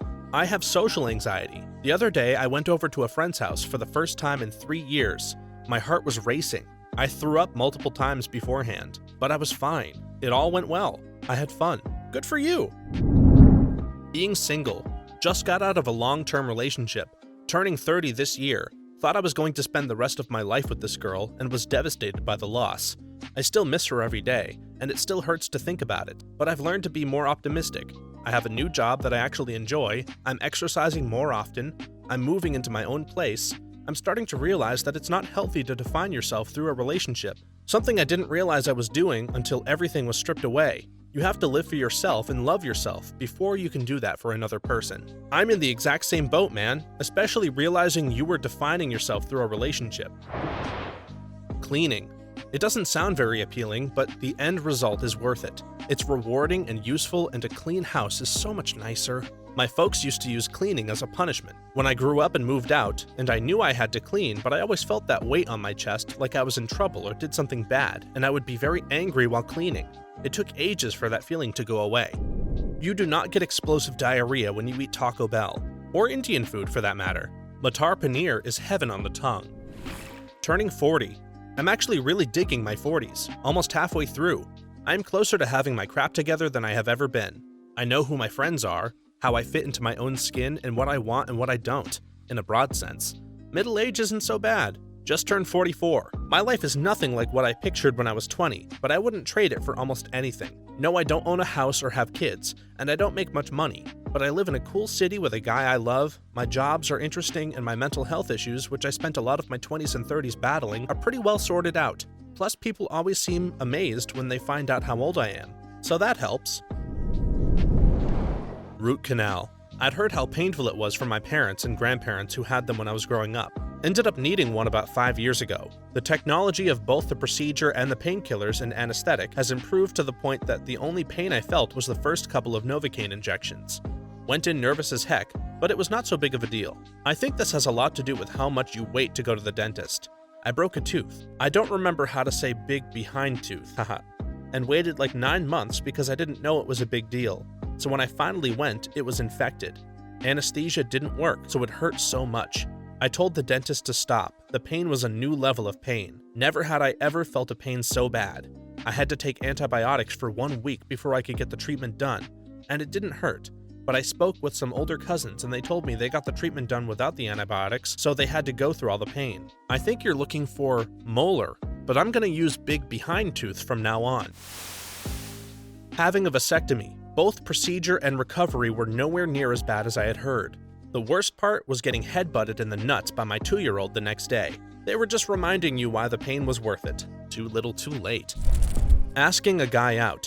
Even when the answer is no, it's better than just letting a crush stew. Maybe I should try asking guys out instead of asking girls all the time. Download Grindr as a test run to see how popular you'll be.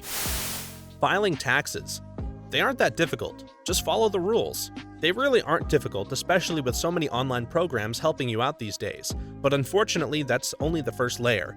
If you want to take advantage of taxes, it's a whole other ballgame. Agreed. Tax filing isn't bad. Tax strategy is very complex. My girlfriend breaking up with me. I thought I'd be depressed for days, but I'm just going on with my life. I've had that moment. A girlfriend of about 3 years dumped me while we were living together and packed up all of her things with the help of her best friend. I thought I was supposed to be sad, but couldn't muster a single tear for the girl because she had caused me so many problems. It ended up being one of the better moments in my life because I realized I could do a lot better and have been working on myself ever since between dates. Are you me?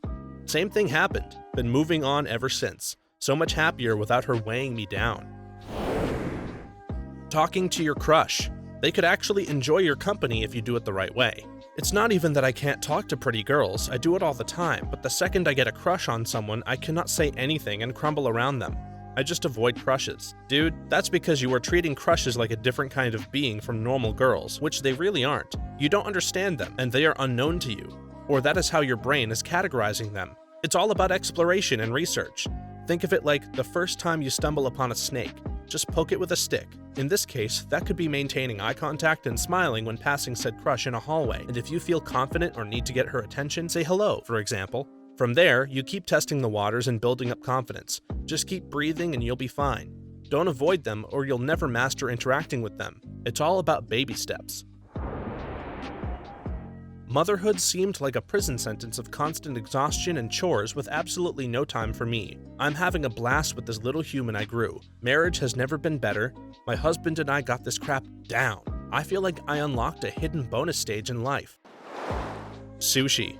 I actually quite like it. If I were rich, sushi would be a main staple in my regular diet. If I were screw you rich, I'd have a Japanese sushi and ramen chef on hand and eat like an imperial queen empress for the rest of my days. Colonoscopy.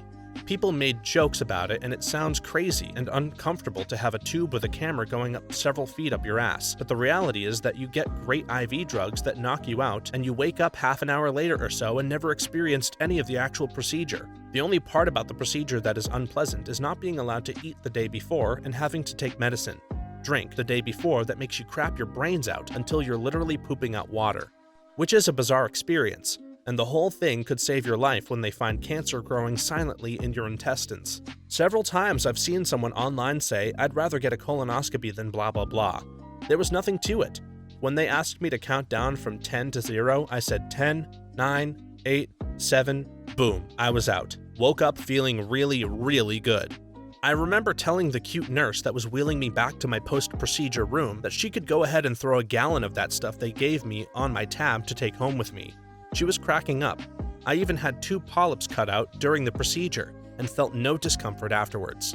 The thing that was worse than I thought it would be, getting stung by a stingray. Holy crap, that's the most intense pain I've ever felt. Shuffle your feet through the sand when they're known to be close to shore to scare them away, people. You do not want to get hit by one. If you do get stung, submerge the wound in the hottest water that you can tolerate without damaging your skin. It neutralizes the venom and provides much needed relief almost instantly. Cooking and baking. If you can follow simple directions, you can cook. I started out with a book called something like 4 Ingredient Recipes.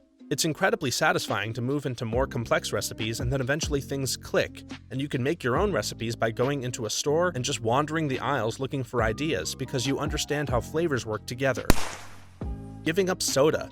I needed to lose weight, and this was the easiest way to do it. I cut out everything but water and milk for 2 weeks. I had horrible headaches for a few days, but after that, it was a breeze. Occasionally, I want it, but it's been almost 2 years now, so it's not hard to say no. Plus, I save money when I go out to eat. When I was a teenager, I drank nothing but soda. Honestly, the switch over to water wasn't hard. I would guess I have been drinking water for almost 10 years now. Honestly, at this point, anything but water sounds disgusting. Either it has sugar and leaves your mouth feeling disgusting until you brush, or it has artificial sweetener in it and it is dry tasting and gross. My advice for anyone who is trying to switch over to the water is if the water tastes bad or bitter, then just try a different brand. They taste different. Some have a very slight sweetness, some a slight saltiness, and some bitter. Just keep trying different ones until you find one that doesn't taste bad for you. Don't try out different brands, just drink it from the tap. Or if tap water doesn't taste great, get a filter. Bottled water is hundreds to thousands of times more expensive than tap depending on where you're from. Working with others. In school, when you do group projects, you always got half the group who seemed determined to fail. While adulthood certainly doesn't get rid of weak links, people are overall easier to work with because 1. You get to choose where you work, and 2. Everyone has bills to pay. Currently back at uni after quite a while working in semi-professional roles as wanting the qualifications that I needed to go into higher roles. Constantly have professors talking about how group projects prepare us for the real world. You'll have to work with people out there, but it's nothing alike. If I am in the workforce and I do nothing to contribute to a group project, I'm going to lose my job, or at least get seriously reprimanded by my boss. Not just a good grade on the back of my coworkers. Don't just sit there and be angry if someone is slacking off, but talk to your TA or teacher. I had a project a while ago where one guy was doing nothing. We told the teacher and he gave the guy a failing grade. The Lego movie. I mean it. It was gonna be a movie about Lego. Who expected it to be good? But damn was I wrong. Never doubting Lego again. Have you seen Lego Batman? That's another level of amazing. No, I've been meaning to, but haven't got around to yet. It does indeed look amazing though. Renting. My parents told horror stories of renting all through high school and part of my college. Lived on campus as an RA, never rented. Once I began renting, it was nowhere near the horror they described. Almost all of my landlords have been sensible and wonderful people that just so happen to rent to college students. I think the real horror of renting comes from sharing a lease with friends or other classmates. Being responsible for people can be really stressful. For the landlord, it doesn't matter which one of you has paid rent or not, as long as the rent gets paid in full by the end of each month. Being a dad. Yes, the late night feedings and messy diapers suck. Other than that, my daughter is great to be around and always brings me cheer. On the other hand, being pregnant is way worse than I thought it would be. I'm 11 weeks and feel like I've had a month-long hangover. Wait until the 3rd trimester, where you might be legit worried if you sit on the couch while alone, you might not have a strategy to stand back up. Was in Iceland about 2 weeks ago.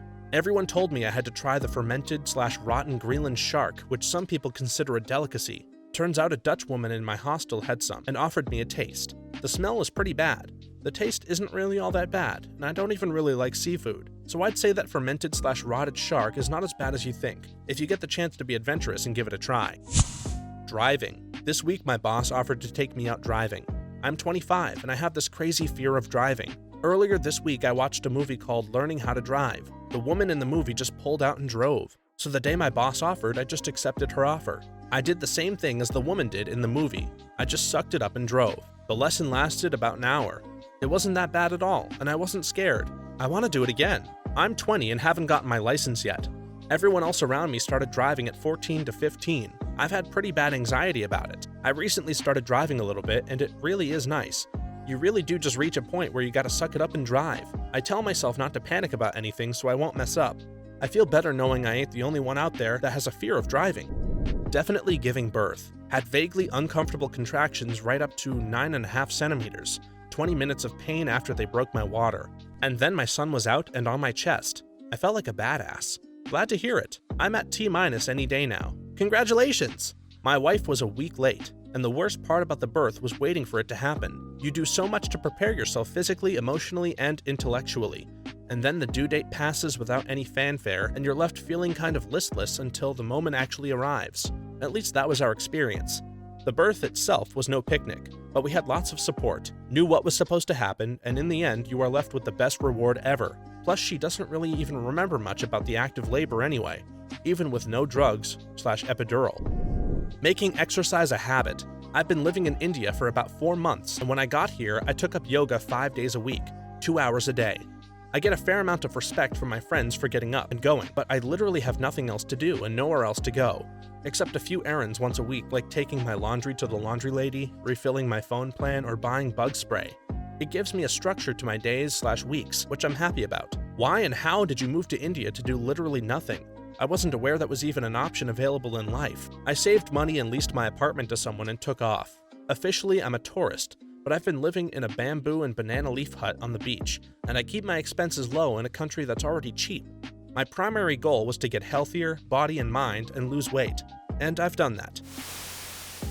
Having a 9-to-5 work life. It's great because how do I know when my friends are free? Oh right, it's Friday night through Sunday night. Hard mode is working 11 p.m. to 7 a.m. when the rest of your friends have 9-to-5s. Going outside without makeup on.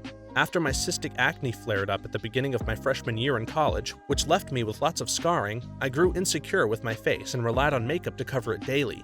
Lately, I've just been learning to love myself more and not care about what others think. I tell myself all the time that I don't need to impress anybody, especially strangers in public that will highly likely never see me again.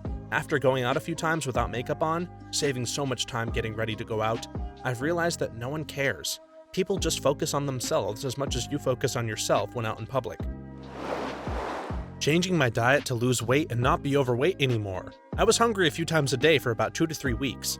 After that, I got used to it and it just became normal for me to eat the new amount of calories. I counted calories to make sure, but sticking to my diet required almost no willpower because it became normal for me so quickly. I expected it to be a lot more difficult because so many people struggle with losing weight so much. Going through a few weeks of being hungry to be able to eat normally for the last 1.5 years wasn't at all difficult for me. Definitely worth the temporary inconvenience. I went from 253 pounds to 187 pounds and have a healthy body and lifestyle once again. Any kind of social rejection. The worst humiliation can be forgotten in minutes if you're wise. I'm wise enough, I know I should forget it and move on, but the wiring in my brain and anxiety say hold on to that jackass thing I did in the summer of '93. Talking on the phone. I used to have a phone phobia and would never call anyone or pick up the phone. Then I got a job as a secretary and answering phone calls and calling people became my life. Now when I have to make appointments, it's no sweat. I still have to write out everything I have to say beforehand though because I'm likely to forget. Cold showers. I've been ending my normal showers with 60 to 90 seconds of as cold as my shower will go. The first week is hard, but you adapt very quickly. My heart rate barely jumps now, and ice baths are a breeze. The benefits are awesome. A better immune system, thicker hair, and just an overall feeling of happiness. Can't explain it. Thicker hair. Taking note of this one as a 21-year-old with thinning hair. Biotin, coconut oil, egg whites, argan oil, less shampoo, healthy diet, 8 hours of sleep. What is your best idiot neighbor story? I had a problem with a neighbor who drove over my lawn with his ATVs and damaged the grass and shrubs. He said he'd pay for the damage, but that never happened, and he kept doing it. So I put my huge trailer across the tracks to block their path. They went around it. I put up 2 other barriers that they also drove around, so I found this huge branch that had fallen in the woods between our properties and dragged it across to cover the 3rd path that they were making across my yard. But the branch got caught on a cable. What is a cable doing over the lawn instead of properly buried? So I called the cable company to have it buried. They said I was the only registered client on that box and to disconnect it. So I did. After the weekend, my neighbor came by going total ape crap on me for disconnecting the cable. He yelled that he was going to call the cops on me, so I left. I got a call from the cops. The cops asked if I disconnected the cable because of the ATV issue. Interesting. I wasn't even going to mention the ATV issue, but my neighbor already did. So long story short, the neighbor got a warning ticket for trespassing and admitted to stealing cable. I took an offer on my house that very day and moved. That guy's a dumbass. Calling the cops for a crime he committed? I wonder how many times this happens. Well, there was that time 2 self-proclaimed dumbasses tried to transport 20 pounds of marijuana across state lines, got paranoid and called the cops on themselves. They kept seeing police on the road and assumed that they were being followed. They called 911 and were saying things like, "We know what's going on and we just want it all to be over with, so here we are, turning ourselves in." But the 911 operator had no idea what they were talking about. Later, the police confirmed they had not been following the guys and had no idea about the weed until they called it in.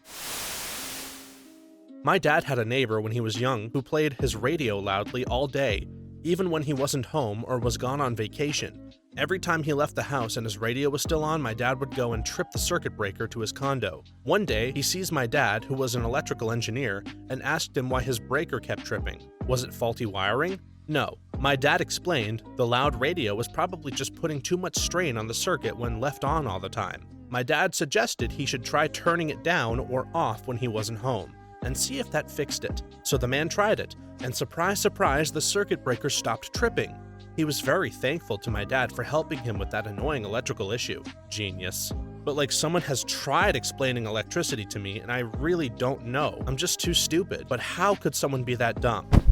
Neighbor dug a hole on our side of the yard because she needed dirt. Both of us live on an acre of land. Guess you'll have to find some dirt to fill that hole in with. Wonder where you could get some of that. The best part about this was I found it mowing the lawn and I thought I fractured my ankle, and my parents were mad at me for digging a hole. My constantly wasted neighbor came up with the brilliant idea that he could collect the leaves in the stone parking lot with his snowblower. He duct taped a plastic garbage bag over the discharge chute, and off he goes. It actually inflated the bag for a few minutes until the stones started flying. He broke 3 windows on his garage door and splattered a bunch of cars in the lot. Crap my britches laughing. I could write a book on all the stupid crap I saw him do. Is your neighbor Tim Allen? If so, does he ever get to see your whole face? If it was Tim Allen, the story would have started with him putting a turbo or NO2 on the snowblower. Neighbor has a teenage son, 2 years my junior, who's an idiot. Got a used car for his birthday and decided to paint it neon green, okay? One night he comes home wasted and proceeds to crash into my dad's car parked outside, decides to hide it poorly, and the next morning claims it wasn't him. We probably would have believed him had the damage on my dad's car not had neon green paint swapped to it, moron. We lived next to this big guy in an apartment building, front doors inside a hallway. Now, he was a nice enough guy, but he was always cleaning a puddle up in front of his apartment every other day. We'd always ask him if everything was alright, and he'd talk some incoherent crap about how he hated management. So out of curiosity, I asked management when I happened to be in the rental office, and the lady rolls her eyes and says, "This idiot fills his tub up to the brim and sits his fat ass in the tub." The water, of course, floods his entire apartment and comes out into the hallway, and this idiot has the balls to blame us somehow. I pretty much said, "Geez, sounds rough," and scurried on back to my place. If the tub story is really the truth, this guy must be dumb as rocks. This is someone desperately in need of a eureka moment. I watched my across-the-street neighbor cut his 3/4-acre lawn entirely with an electric weed whacker because he didn't have the time to drive a mile to get gas for his lawnmower. I kid you not, this one dude in my neighborhood let his grass get so tall that he couldn't use a lawnmower on it. Was driving one day and saw the idiot with a weed whacker going at grass taller than him. I bought a house and then bought an old-fashioned reel mower. By the time I was able to cut the yard for the first time, it was too tall for the mower to be effective, so I had to use a trimmer on the entire yard first. I own about 8 acres. The house next to me has a right-of-way drive that goes through it. A couple bought the house about 10 years ago. One day they were down near the mailboxes planting some plants. I went down and very nicely told them that what they had done was fine, but in the future, before they do anything on my property, they need to ask me first. He argued with me that they had rights to all of the property on each side of the right-of-way. I explained to him that this just wasn't true. They haven't spoken to me since and won't even return my wave when I wave at them. If they want to be mad at someone, it is the agent who sold them the house, not me. Really, not even the agent. The blame falls on them as the buyers. Anyone who buys a home without reading the title and checking a survey is an idiot. Who knows? The survey says it is a right-of-way. It doesn't explain what that is, and not everybody knows. Our neighbor is a strange woman with a lot of strange habits. For example, she waters her plants even when it's raining outside, and she complains about ice cream being cold, so she microwaves it first. My grandmother had a neighbor who would water her flowers every day, rain or shine. My grandmother liked to watch and cackle gleefully because the woman was convinced that her careful watering was the reason her flowers were so much better than everyone else's. She would brag at the clubhouse how her flowers were always in bloom, even in winter. My grandmother never told her that they were always in bloom because they were fake flowers. I was an idiot neighbor, or a crazy one. When my son was a newborn, he was very colicky and barely slept for more than a few hours at a time. I was so tired and literally losing my mind. There was a house of old bikers down the street, and they would constantly drive down our road and rev their engines. I mean, my husband's rides. I know it's possible to drive down the street and rattle windows. It would wake the baby up. So I went down there and asked very nicely. I said, "Hey guys, I know it's your street too, but I have a young baby who you wake up every time you do that. Can you guys just not rev your engines on the street?" They seemed super cool about it, and I was so thankful, but it made it worse, not better. Now it was like a game to really rev when they went by my house. It became like the telltale heart and started to drive me mad. Every time I heard it, I became one step closer to buying a machine gun and mowing them down. I became completely irrational one day and stormed down the street. I burst into their backyard where they were hanging and yelled at them like a crazy person, threatened to kick their asses, call the cops, slash their tires, whatever it took for them to stop revving their engines. It finally stopped, but I am still embarrassed about how crazy I acted.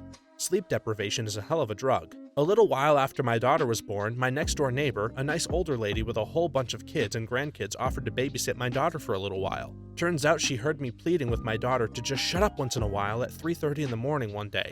I was embarrassed until she said she used to do the same thing with a few of her kids when they were little. That's a nice neighbor you have there.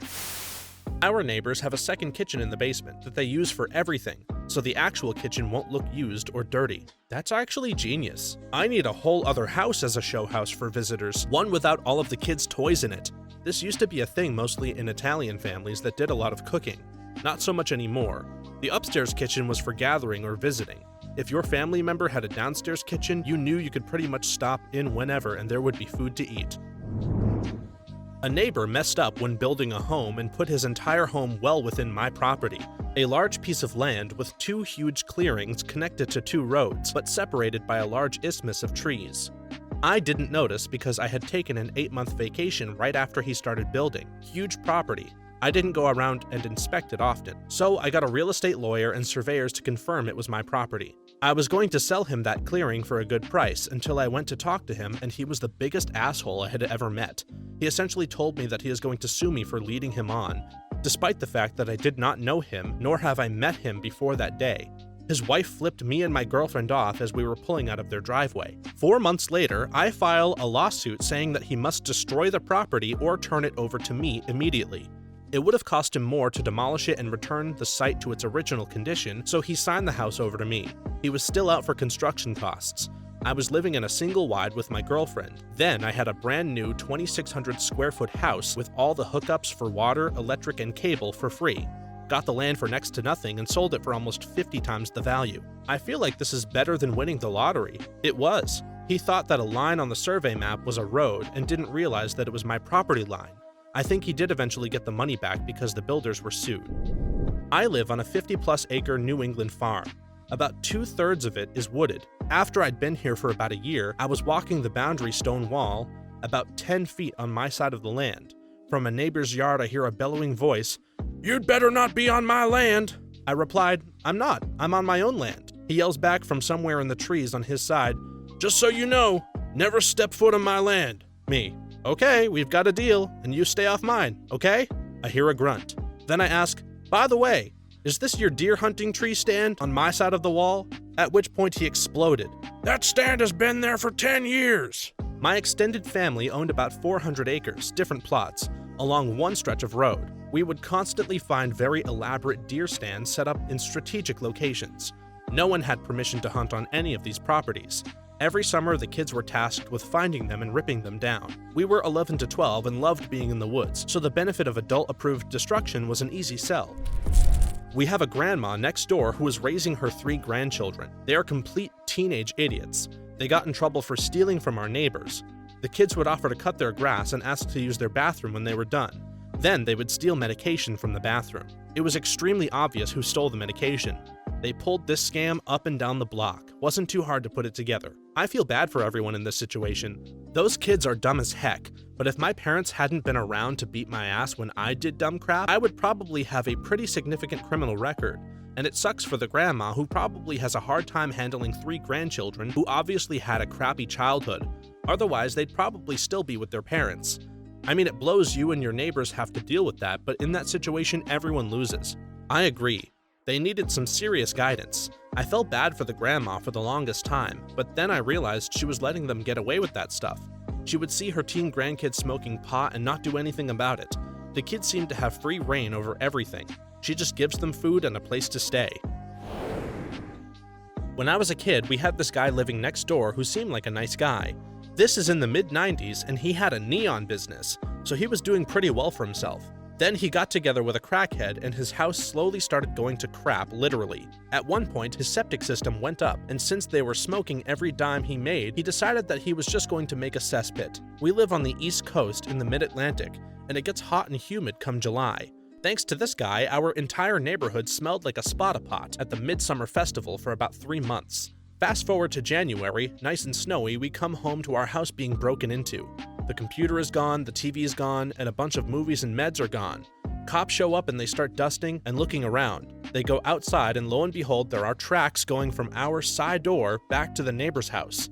Of course, they deny everything and are at least smart enough not to keep the stuff around after we got home. They were not smart enough to use different names. They pawned everything though. Needless to say, we had new neighbors within a few months of this incident.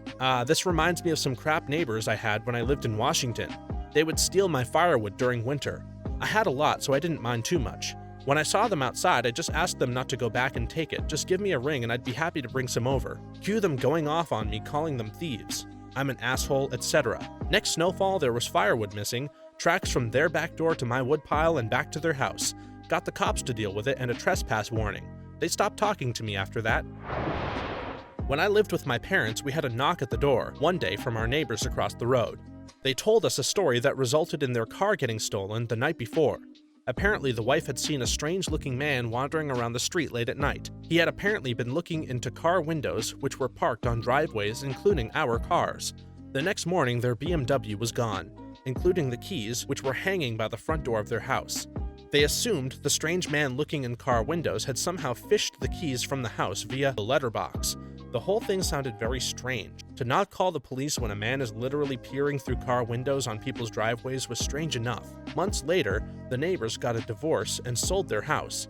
Turns out they'd made the whole thing up and had dumped the car for the insurance, as they had fallen on hard times. Apparently their crappy story hadn't held up well and they were found out. Who broadcasts a story like that? Why make yourself look stupid for not calling the police when seeing a strange man eyeing up your cars? Then tell all the neighbors about the man? They probably were hoping a neighbor would collaborate the story with the insurance company. Even though it was made up, they had hoped to put the thought into people's heads and one would think, yeah, that guy I saw the other day did look shady and seemed interested in people's cars. Neighbor, after someone had attempted to steal his bike and was advised by me to get a better lock, proceeded to save his time by not locking his bike up at all, but was balancing the lock so that it looked like his bike was locked up unless you actually looked at it for a few seconds. I warned him that someone had already tried to steal his bike and that it wasn't really clever leaving it unlocked like that. He says, I promise you I'll lock it up. Why he is promising me anything, I have no idea. I was just being neighborly. He then leaves his bike unlocked like that for about a week until someone stole it. I guess it did save the thief time. That's how my grandma leaves her motorcycle shed locked, but it's a secluded lake house in the middle of nowhere, so she never worries about crime. That said, along with the motorcycle, she also keeps a kayak and a jet ski in there. There used to be 2 kayaks, but we left one outside on the side of the shed once, and it disappeared. So the thieves were opportunistic enough to grab the obvious kayak, but not investigative enough to figure out that another kayak and a whole load of other stuff were available just a couple of steps away. I have crazy neighbors. They are actually very nice as neighbors go, but the family is totally dysfunctional. They have 2 grown-up daughters living there, along with their teenage daughters and their boyfriends. One has a kid. There are roughly 10 people living there, ranging from 5 to 70. They keep the yard mowed and keep to themselves mostly, but they are batcrap insane. I like them actually for 2 reasons. First, they are notorious and crazy around our town, so everyone leaves them alone, so little crime around us. Second, they are entertainment. One morning, my aunt was visiting. We are on the front porch and I'm telling her about all the neighbors. I was telling her a story about how one of the younger granddaughters got in a fight with her boyfriend at 2 a.m. on a Tuesday night. They were screaming at each other walking up and down the street, explaining that something like that happens once a week. Like clockwork, one of the daughters comes out screaming back at someone and gets in her car. Her daughter comes out and tries to stop her from backing out. She grabs a shovel from the back of the truck and starts hitting the front windshield of the car, scattering it. They call the cops. Meanwhile, the granddaughter with the shovel calls her bio dad, who lives down the street. He picks his daughter up. 2 minutes later, the cop shows up, but she is gone. I have hundreds like this. Your front lawn is like an episode of Dr. Phil or Maury Povich. I almost envy you. I think it's made it all the way to Jerry Springer territory. Our neighbor homeschooled his kids and would always brag about how his children were geniuses with perfect scores on all the standardized tests.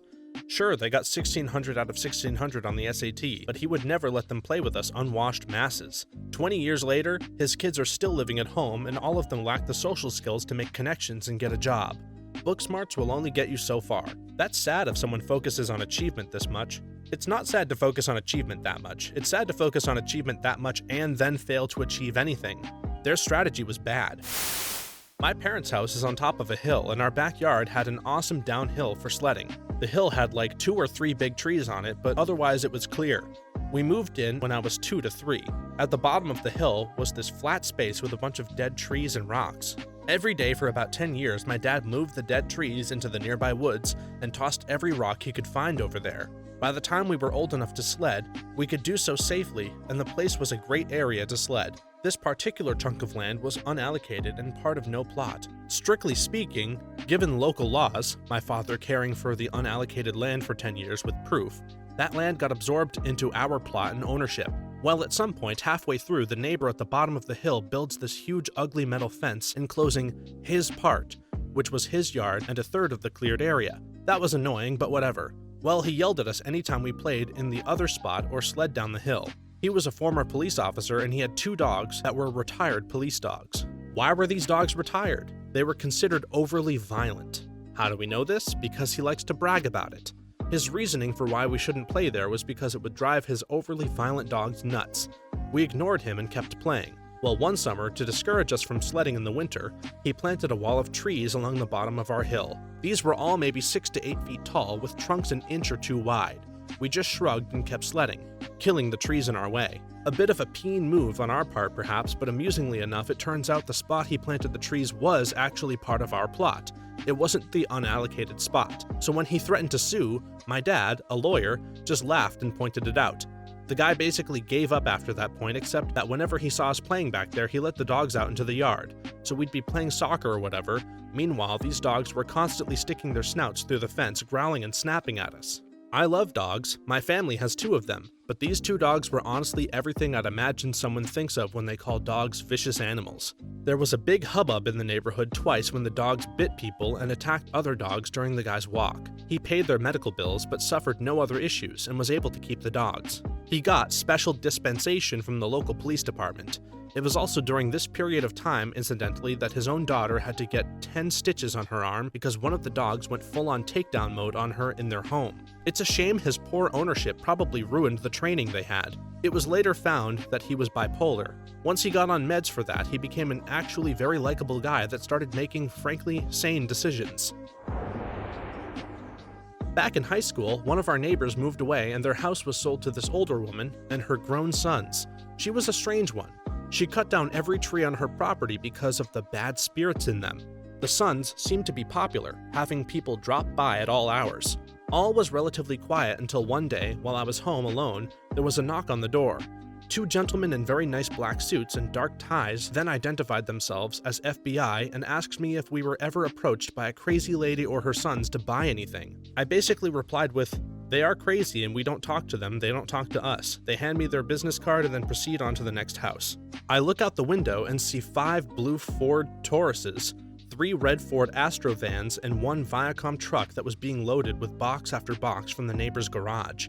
Turns out the sons were making those special cable boxes that got you all of the channels for free. After this, it was only the strange lady left in that house. Who is a stranger you saw once but still think about sometimes? When I was around 8, my mother and I were at a bank standing in a line behind a guy with 2 fingers missing on one of his hands. He caught me staring and started telling me a long-winded story about how he'd gone to a gator show in Louisiana. The tamer did a trick where he had the gator hold its mouth open as he swiped his hand between the teeth 3 times.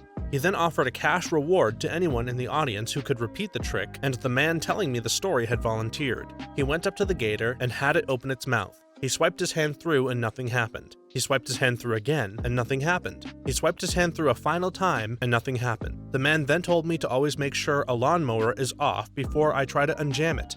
That reminds me of a man I met at a homeless shelter when I was volunteering once. We sat and talked for a while and he starts telling me this story that went something like this. Once I was driving home on the freeway and this ambulance goes screaming by.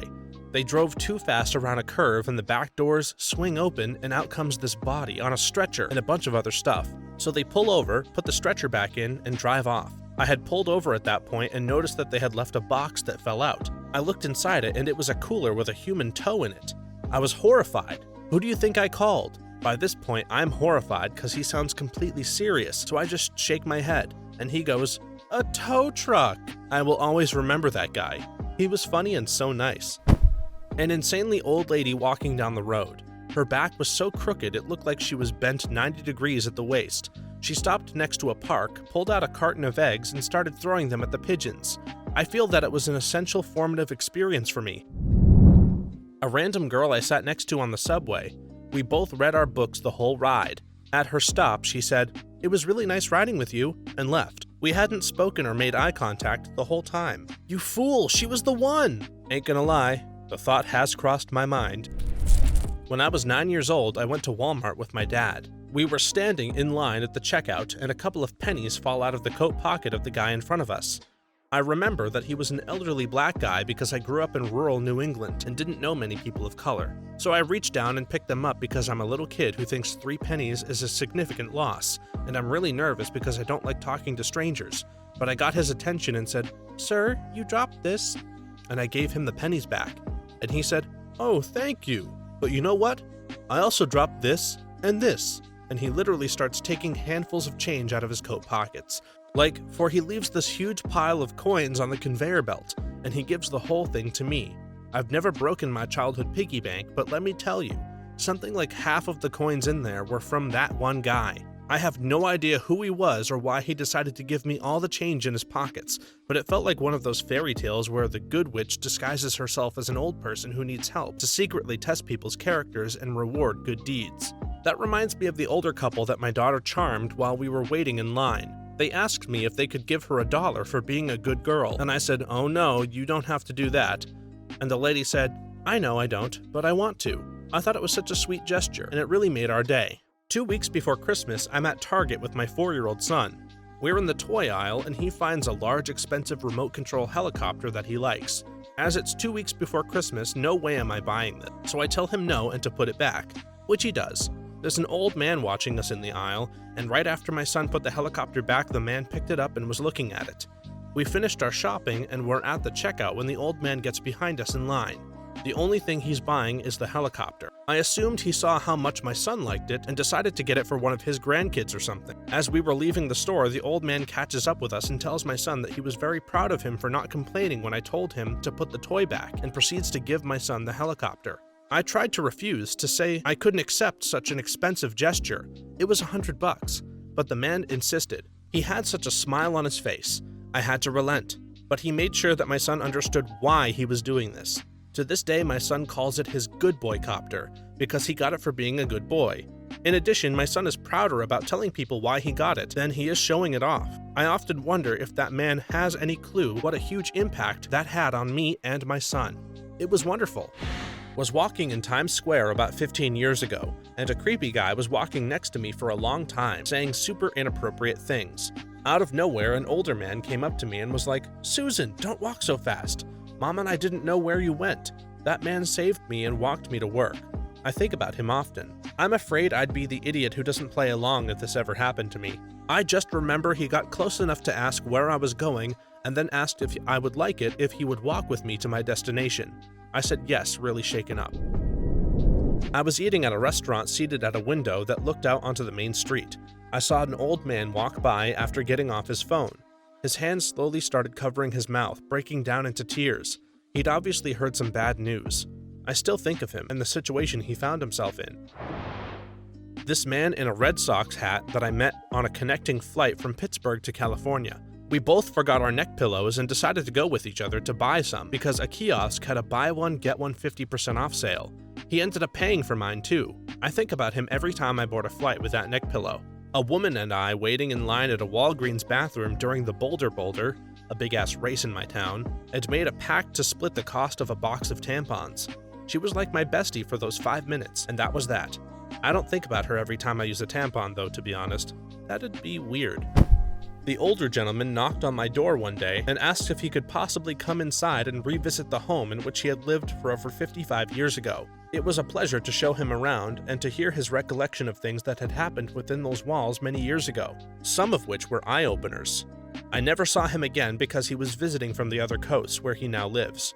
Still, he told me tales of the house and neighborhood I won't forget. You now have to do the same if you move out someday and tell the tales of 2 generations.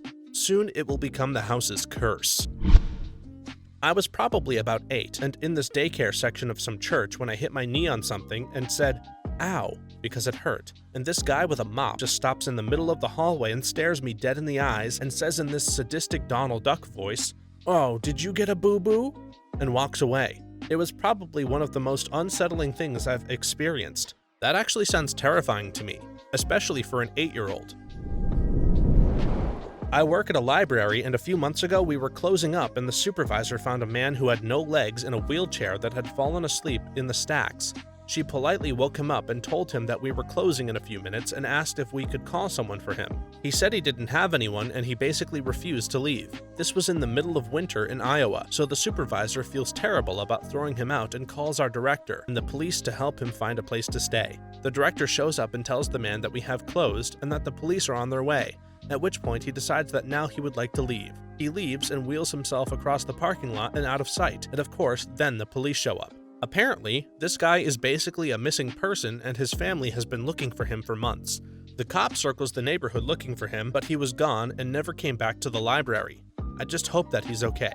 I wonder if there was snow and they could have followed the wheelchair tracks. Had a long conversation one afternoon in Washington Square Park with an old man who saw me looking at pigeons and started talking to me about bird behavior. We wound up talking for like 3 to 4 hours, and he was pretty wise and kind of eccentric, never mentioning any family or anything. I never saw him again. I assume if you live in New York City, you never see the same people twice. You would think so, but somehow this is actually not so all the time. It's a phenomenon my friends and I have all noticed and call secondary characters. Somehow, in a city of millions, you do somehow just get a few people in your life who just pop up multiple times in unrelated places consistently. But for the most part, you're right. It'd be plenty easy to never bump into someone who lives only a block away. I was with a friend doing a tour around Norway. We were in a park and this guy, curly hair, around 40 years old, smiled at us. The happiest, nicest, beautifulest smile of all. He walked away, and we turned to look at him. He was looking at us too, and waved at us. I like to imagine he is still smiling at people in this park and being happy. He was definitely trying to act normal while tripping balls. Most definitely tripping balls. I was the happy smiler when tripping balls on mushrooms once. I made an old couple stop and tell me how cute I was. Freaked me right out. So I was waiting in a line of traffic with my father for an air show. I was so excited that I had been smiling at and waving to random strangers for most of the drive. In the middle of a halted intersection, I saw a bearded man walking down the side of the road. I smiled and waved at him. He smiled and waved back. I'll never forget that delightful man. I had kind of the same happen to me. I'll never forget his smile. I once saw an older woman eating an entire bowl of guacamole as her entree at a Mexican restaurant. It was, to be honest, very jealousy-inducing.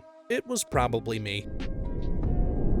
I was sitting at a bus stop crying my eyes out because my fiancé asked for the ring back, and this girl from the local high school sat down next to me to see if I was okay. She was really nice and she gave me a big hug, and she just sat with me for ages with her arms around me while I cried on her shoulder and basically blubbered my problems at her. When I'd calmed down, she told me everything was going to be okay, and that it didn't matter if I was single or got back together with my fiancé, because she had faith that I was strong enough to handle anything life threw at me. And she was right. Every time my life feels hard, I remember her and things don't feel so bad. I was in a small town best known for a dinosaur museum, eating at a restaurant with a friend. This lady, who looked to be in her 80s, came over and asked if it was our first time here. My friend shook his head no. I said yes, and then she stared at me and reached into the pocket of her jacket. She slapped a postcard on the table, welcomed me to the town, and left. I think I still have that postcard in a drawer somewhere. Drumheller, Alberta, Canada? Was just about to ask the same. I attended a Tool concert while I was in the midst of going through a divorce. I was in a line to buy a drink and a beautiful girl in a parallel drink line kept staring at me. When I caught her gaze, she smiled at me. This happened a couple of times. I was too awkward to go over and talk to her, but it made me feel good about myself at a time when I needed it. There were these two guys in front of me in line for the Top Thrill dragster at Cedar Point, and I was pretty much freaking out because I was so scared. They launched the coaster one time, and it didn't clear the hill and came back down. A normal thing that sometimes happens, but that scared me. We had already been in line for like 2 hours, so I couldn't back out now. The two guys in front of me started cracking jokes and just talking to me about random stuff to get my mind off of how scared I was. Then they sat behind me and my friend on the ride and screamed like little girls. They were so awesome. I hope they're still out there cheering people up. Yeah, but seriously though, screw that ride. I'm never going on it. Not ever! That ride is probably the most intense and fun ride I've ever ridden. If you like roller coasters, you have to give it a try, especially if you are willing to wait for a front row seat. It was October 1994. I was following the Grateful Dead and tagged along with a bus of hippies at Madison Square Garden who were heading back home to St. Johnsbury, Vermont. When I got there, I stayed for a few days and discovered I was somewhat stranded and without cash. I did have a sheet of bunk acid and had to sell it for $60 to get a bus ticket. I still feel bad about that. Anyway, I went to the Greyhound station and said to the guy behind the counter, "Get me as close to Florida as you can." He said that much would get me to North Carolina, where I was going to hitchhike back to my southern Florida home. I told him this and he made a few keystrokes and said, "This will get you to Jacksonville now," which is obviously about 400 miles closer. I was pretty happy about it and thanked the guy profusely, and when I reached to shake his hand, he grabbed my hand with both hands and kind of gently pulled me in and gave me this warm look and said, "Always remember that this was a Muslim that did this for you." At the time, of course, being a Muslim was not really a big deal, and I didn't really think much of it, and kind of carried on my way. Fast forward to 9/11. As soon as it was announced that the hijackers were Muslim extremists, I remembered that man vividly. And for the past 16 years, I have been reminded of him extremely often. That one kind act and that one sentence have always reminded me that these are just people and are capable of kindness and destruction in the same capacity as everyone else. I have quite a few tales from that time in my life concerning people I only met once and still remember to this day. But that is one that always comes to mind first. That's not the kind of story I expected, but one I'm glad I've heard. I wonder, how was the life of this guy? He must have felt already discriminated against to say that. I wonder how he's doing. It's kind of odd. I mean, the guy is in Vermont in 1994. There was no attention paid to Muslims more than any other group at the time. As I said, it wasn't a big deal, and he's not living in a racist hotbed or anything in Vermont. Why he said that has always puzzled me. I wonder about it a lot. When I was a kid, we didn't have a lot of money, so we often shopped at thrift stores. What I loved about that was that you could get 10 books for $1. So I would plant myself in front of the book section and make piles of which ones I wanted to get, and then decide after I'd gone through them all. One day, an older lady saw me sitting with my piles and asked if I liked to read. I told her I did, and I showered her with a few of the books that I'd found and liked. She smiled and then pulled $1 out of her purse and handed it to me and said, "Promise me that you'll keep reading." I was so happy and immediately stood up and said that I would. She smiled and walked away, and I went back to my piles, able to pick out an extra 10 books to take home. It was just a small act of kindness for her, but for me, having a random stranger encourage my love of reading and making me promise to never stop definitely had a lot to do with my continued love of reading. This was probably about 20 years or so ago, but I still think of her whenever I buy a new book. It sounds like such a small thing, but reading is an expensive habit for a kid with no money. I went to a church book sale, and the old ladies running it literally handed me a giant bag and told me to fill it for free. I ended up with some random books because I might have been crying a bit too much to read the titles. The same weekend, a guy at a garage sale gave me a huge box of Stephen King books after a slightly scary conversation about how I was too young to be a fan. To this day, I give boxes of books to any kid that seems interested. I want to be that person for someone. A kind stranger gave me $2 so I didn't have to lose money by overpaying with a $10 bill to go fishing. My wife and I were outside an entrance to a camp/fishing lake that was self-pay. It was $3, but I only had a $1 bill and a $10 bill. A stranger happened to walk up and pay for himself and his friend, and I was telling my wife this and asking her if she had any. The stranger just said, "Here you go, man," and handed me $2. The fish that day were not as generous though.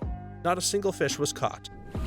An old guy who was in the hospital bed opposite my dad was in a bad way, and his wife and daughter were visiting him. Sat there for a couple of hours watching them look after him while he was coughing crap up and helping him drink water through a straw from one of those little plastic cups that you get in the hospital. The daughter, who had come up from London, was telling them about her kid who was learning about dinosaurs and would talk for ages about them. Didn't speak to them, but shared a kind of sad smile with the daughter, who looked pretty distraught by it all. Came to visit the next day, and my dad told me he had a heart attack in the middle of the night and was moved to an intensive care ward. Never found out what happened to him, but I still hope that he got better and he got to see his grandkid again and talk about dinosaurs with him.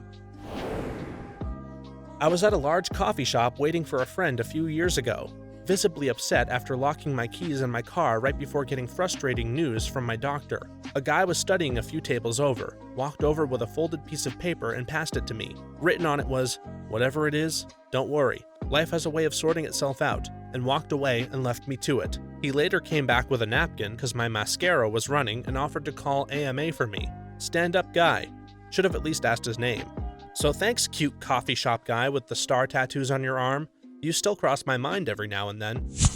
The pizza guy in the little pizza store across the street from my dorm 14 years ago. I was having a bad week and wasn't sure where I was heading in terms of the next few semesters of school and whether I even wanted to stay where I was. I must have had a nasty look on my face when I ordered the pizza, because he said half-jokingly if there was a problem. I replied, "I don't need any more problems." He looked at me, 30-plus years old, wearing a paper cap and an apron, working for a hole-in-the-wall, third-rate pizza shop. "You want to switch problems? Is that what you're telling me?" I simultaneously cheered up and got more depressed at the same time. I'm probably going to use this line at some point. Bonus: I look like I have significantly fewer problems than I actually have. I never even saw him. On a long late-night drive, me and this van spent a couple of 100 miles just following each other and occasionally swapping places. When he finally turned off the motorway a few junctions before my own exit, I thought about giving him a goodbye flash of the lights, but hesitated in case it was all in my mind. And then he gave me a flash of his hazard lights as he went. That's the best part of long drives, random driving buddies. The girl who flirted with me when I was picking up a personal pizza from a Target cafe. I wasn't wearing anything special. My hair was meh, and I spoke to her for all of 30 seconds, but she was smiling, blushing, and complimenting me at every turn. As a woman, it's hard for me to pick lesbians out of a crowd, especially the ones that aren't stereotypical butch or whatever you want to call it.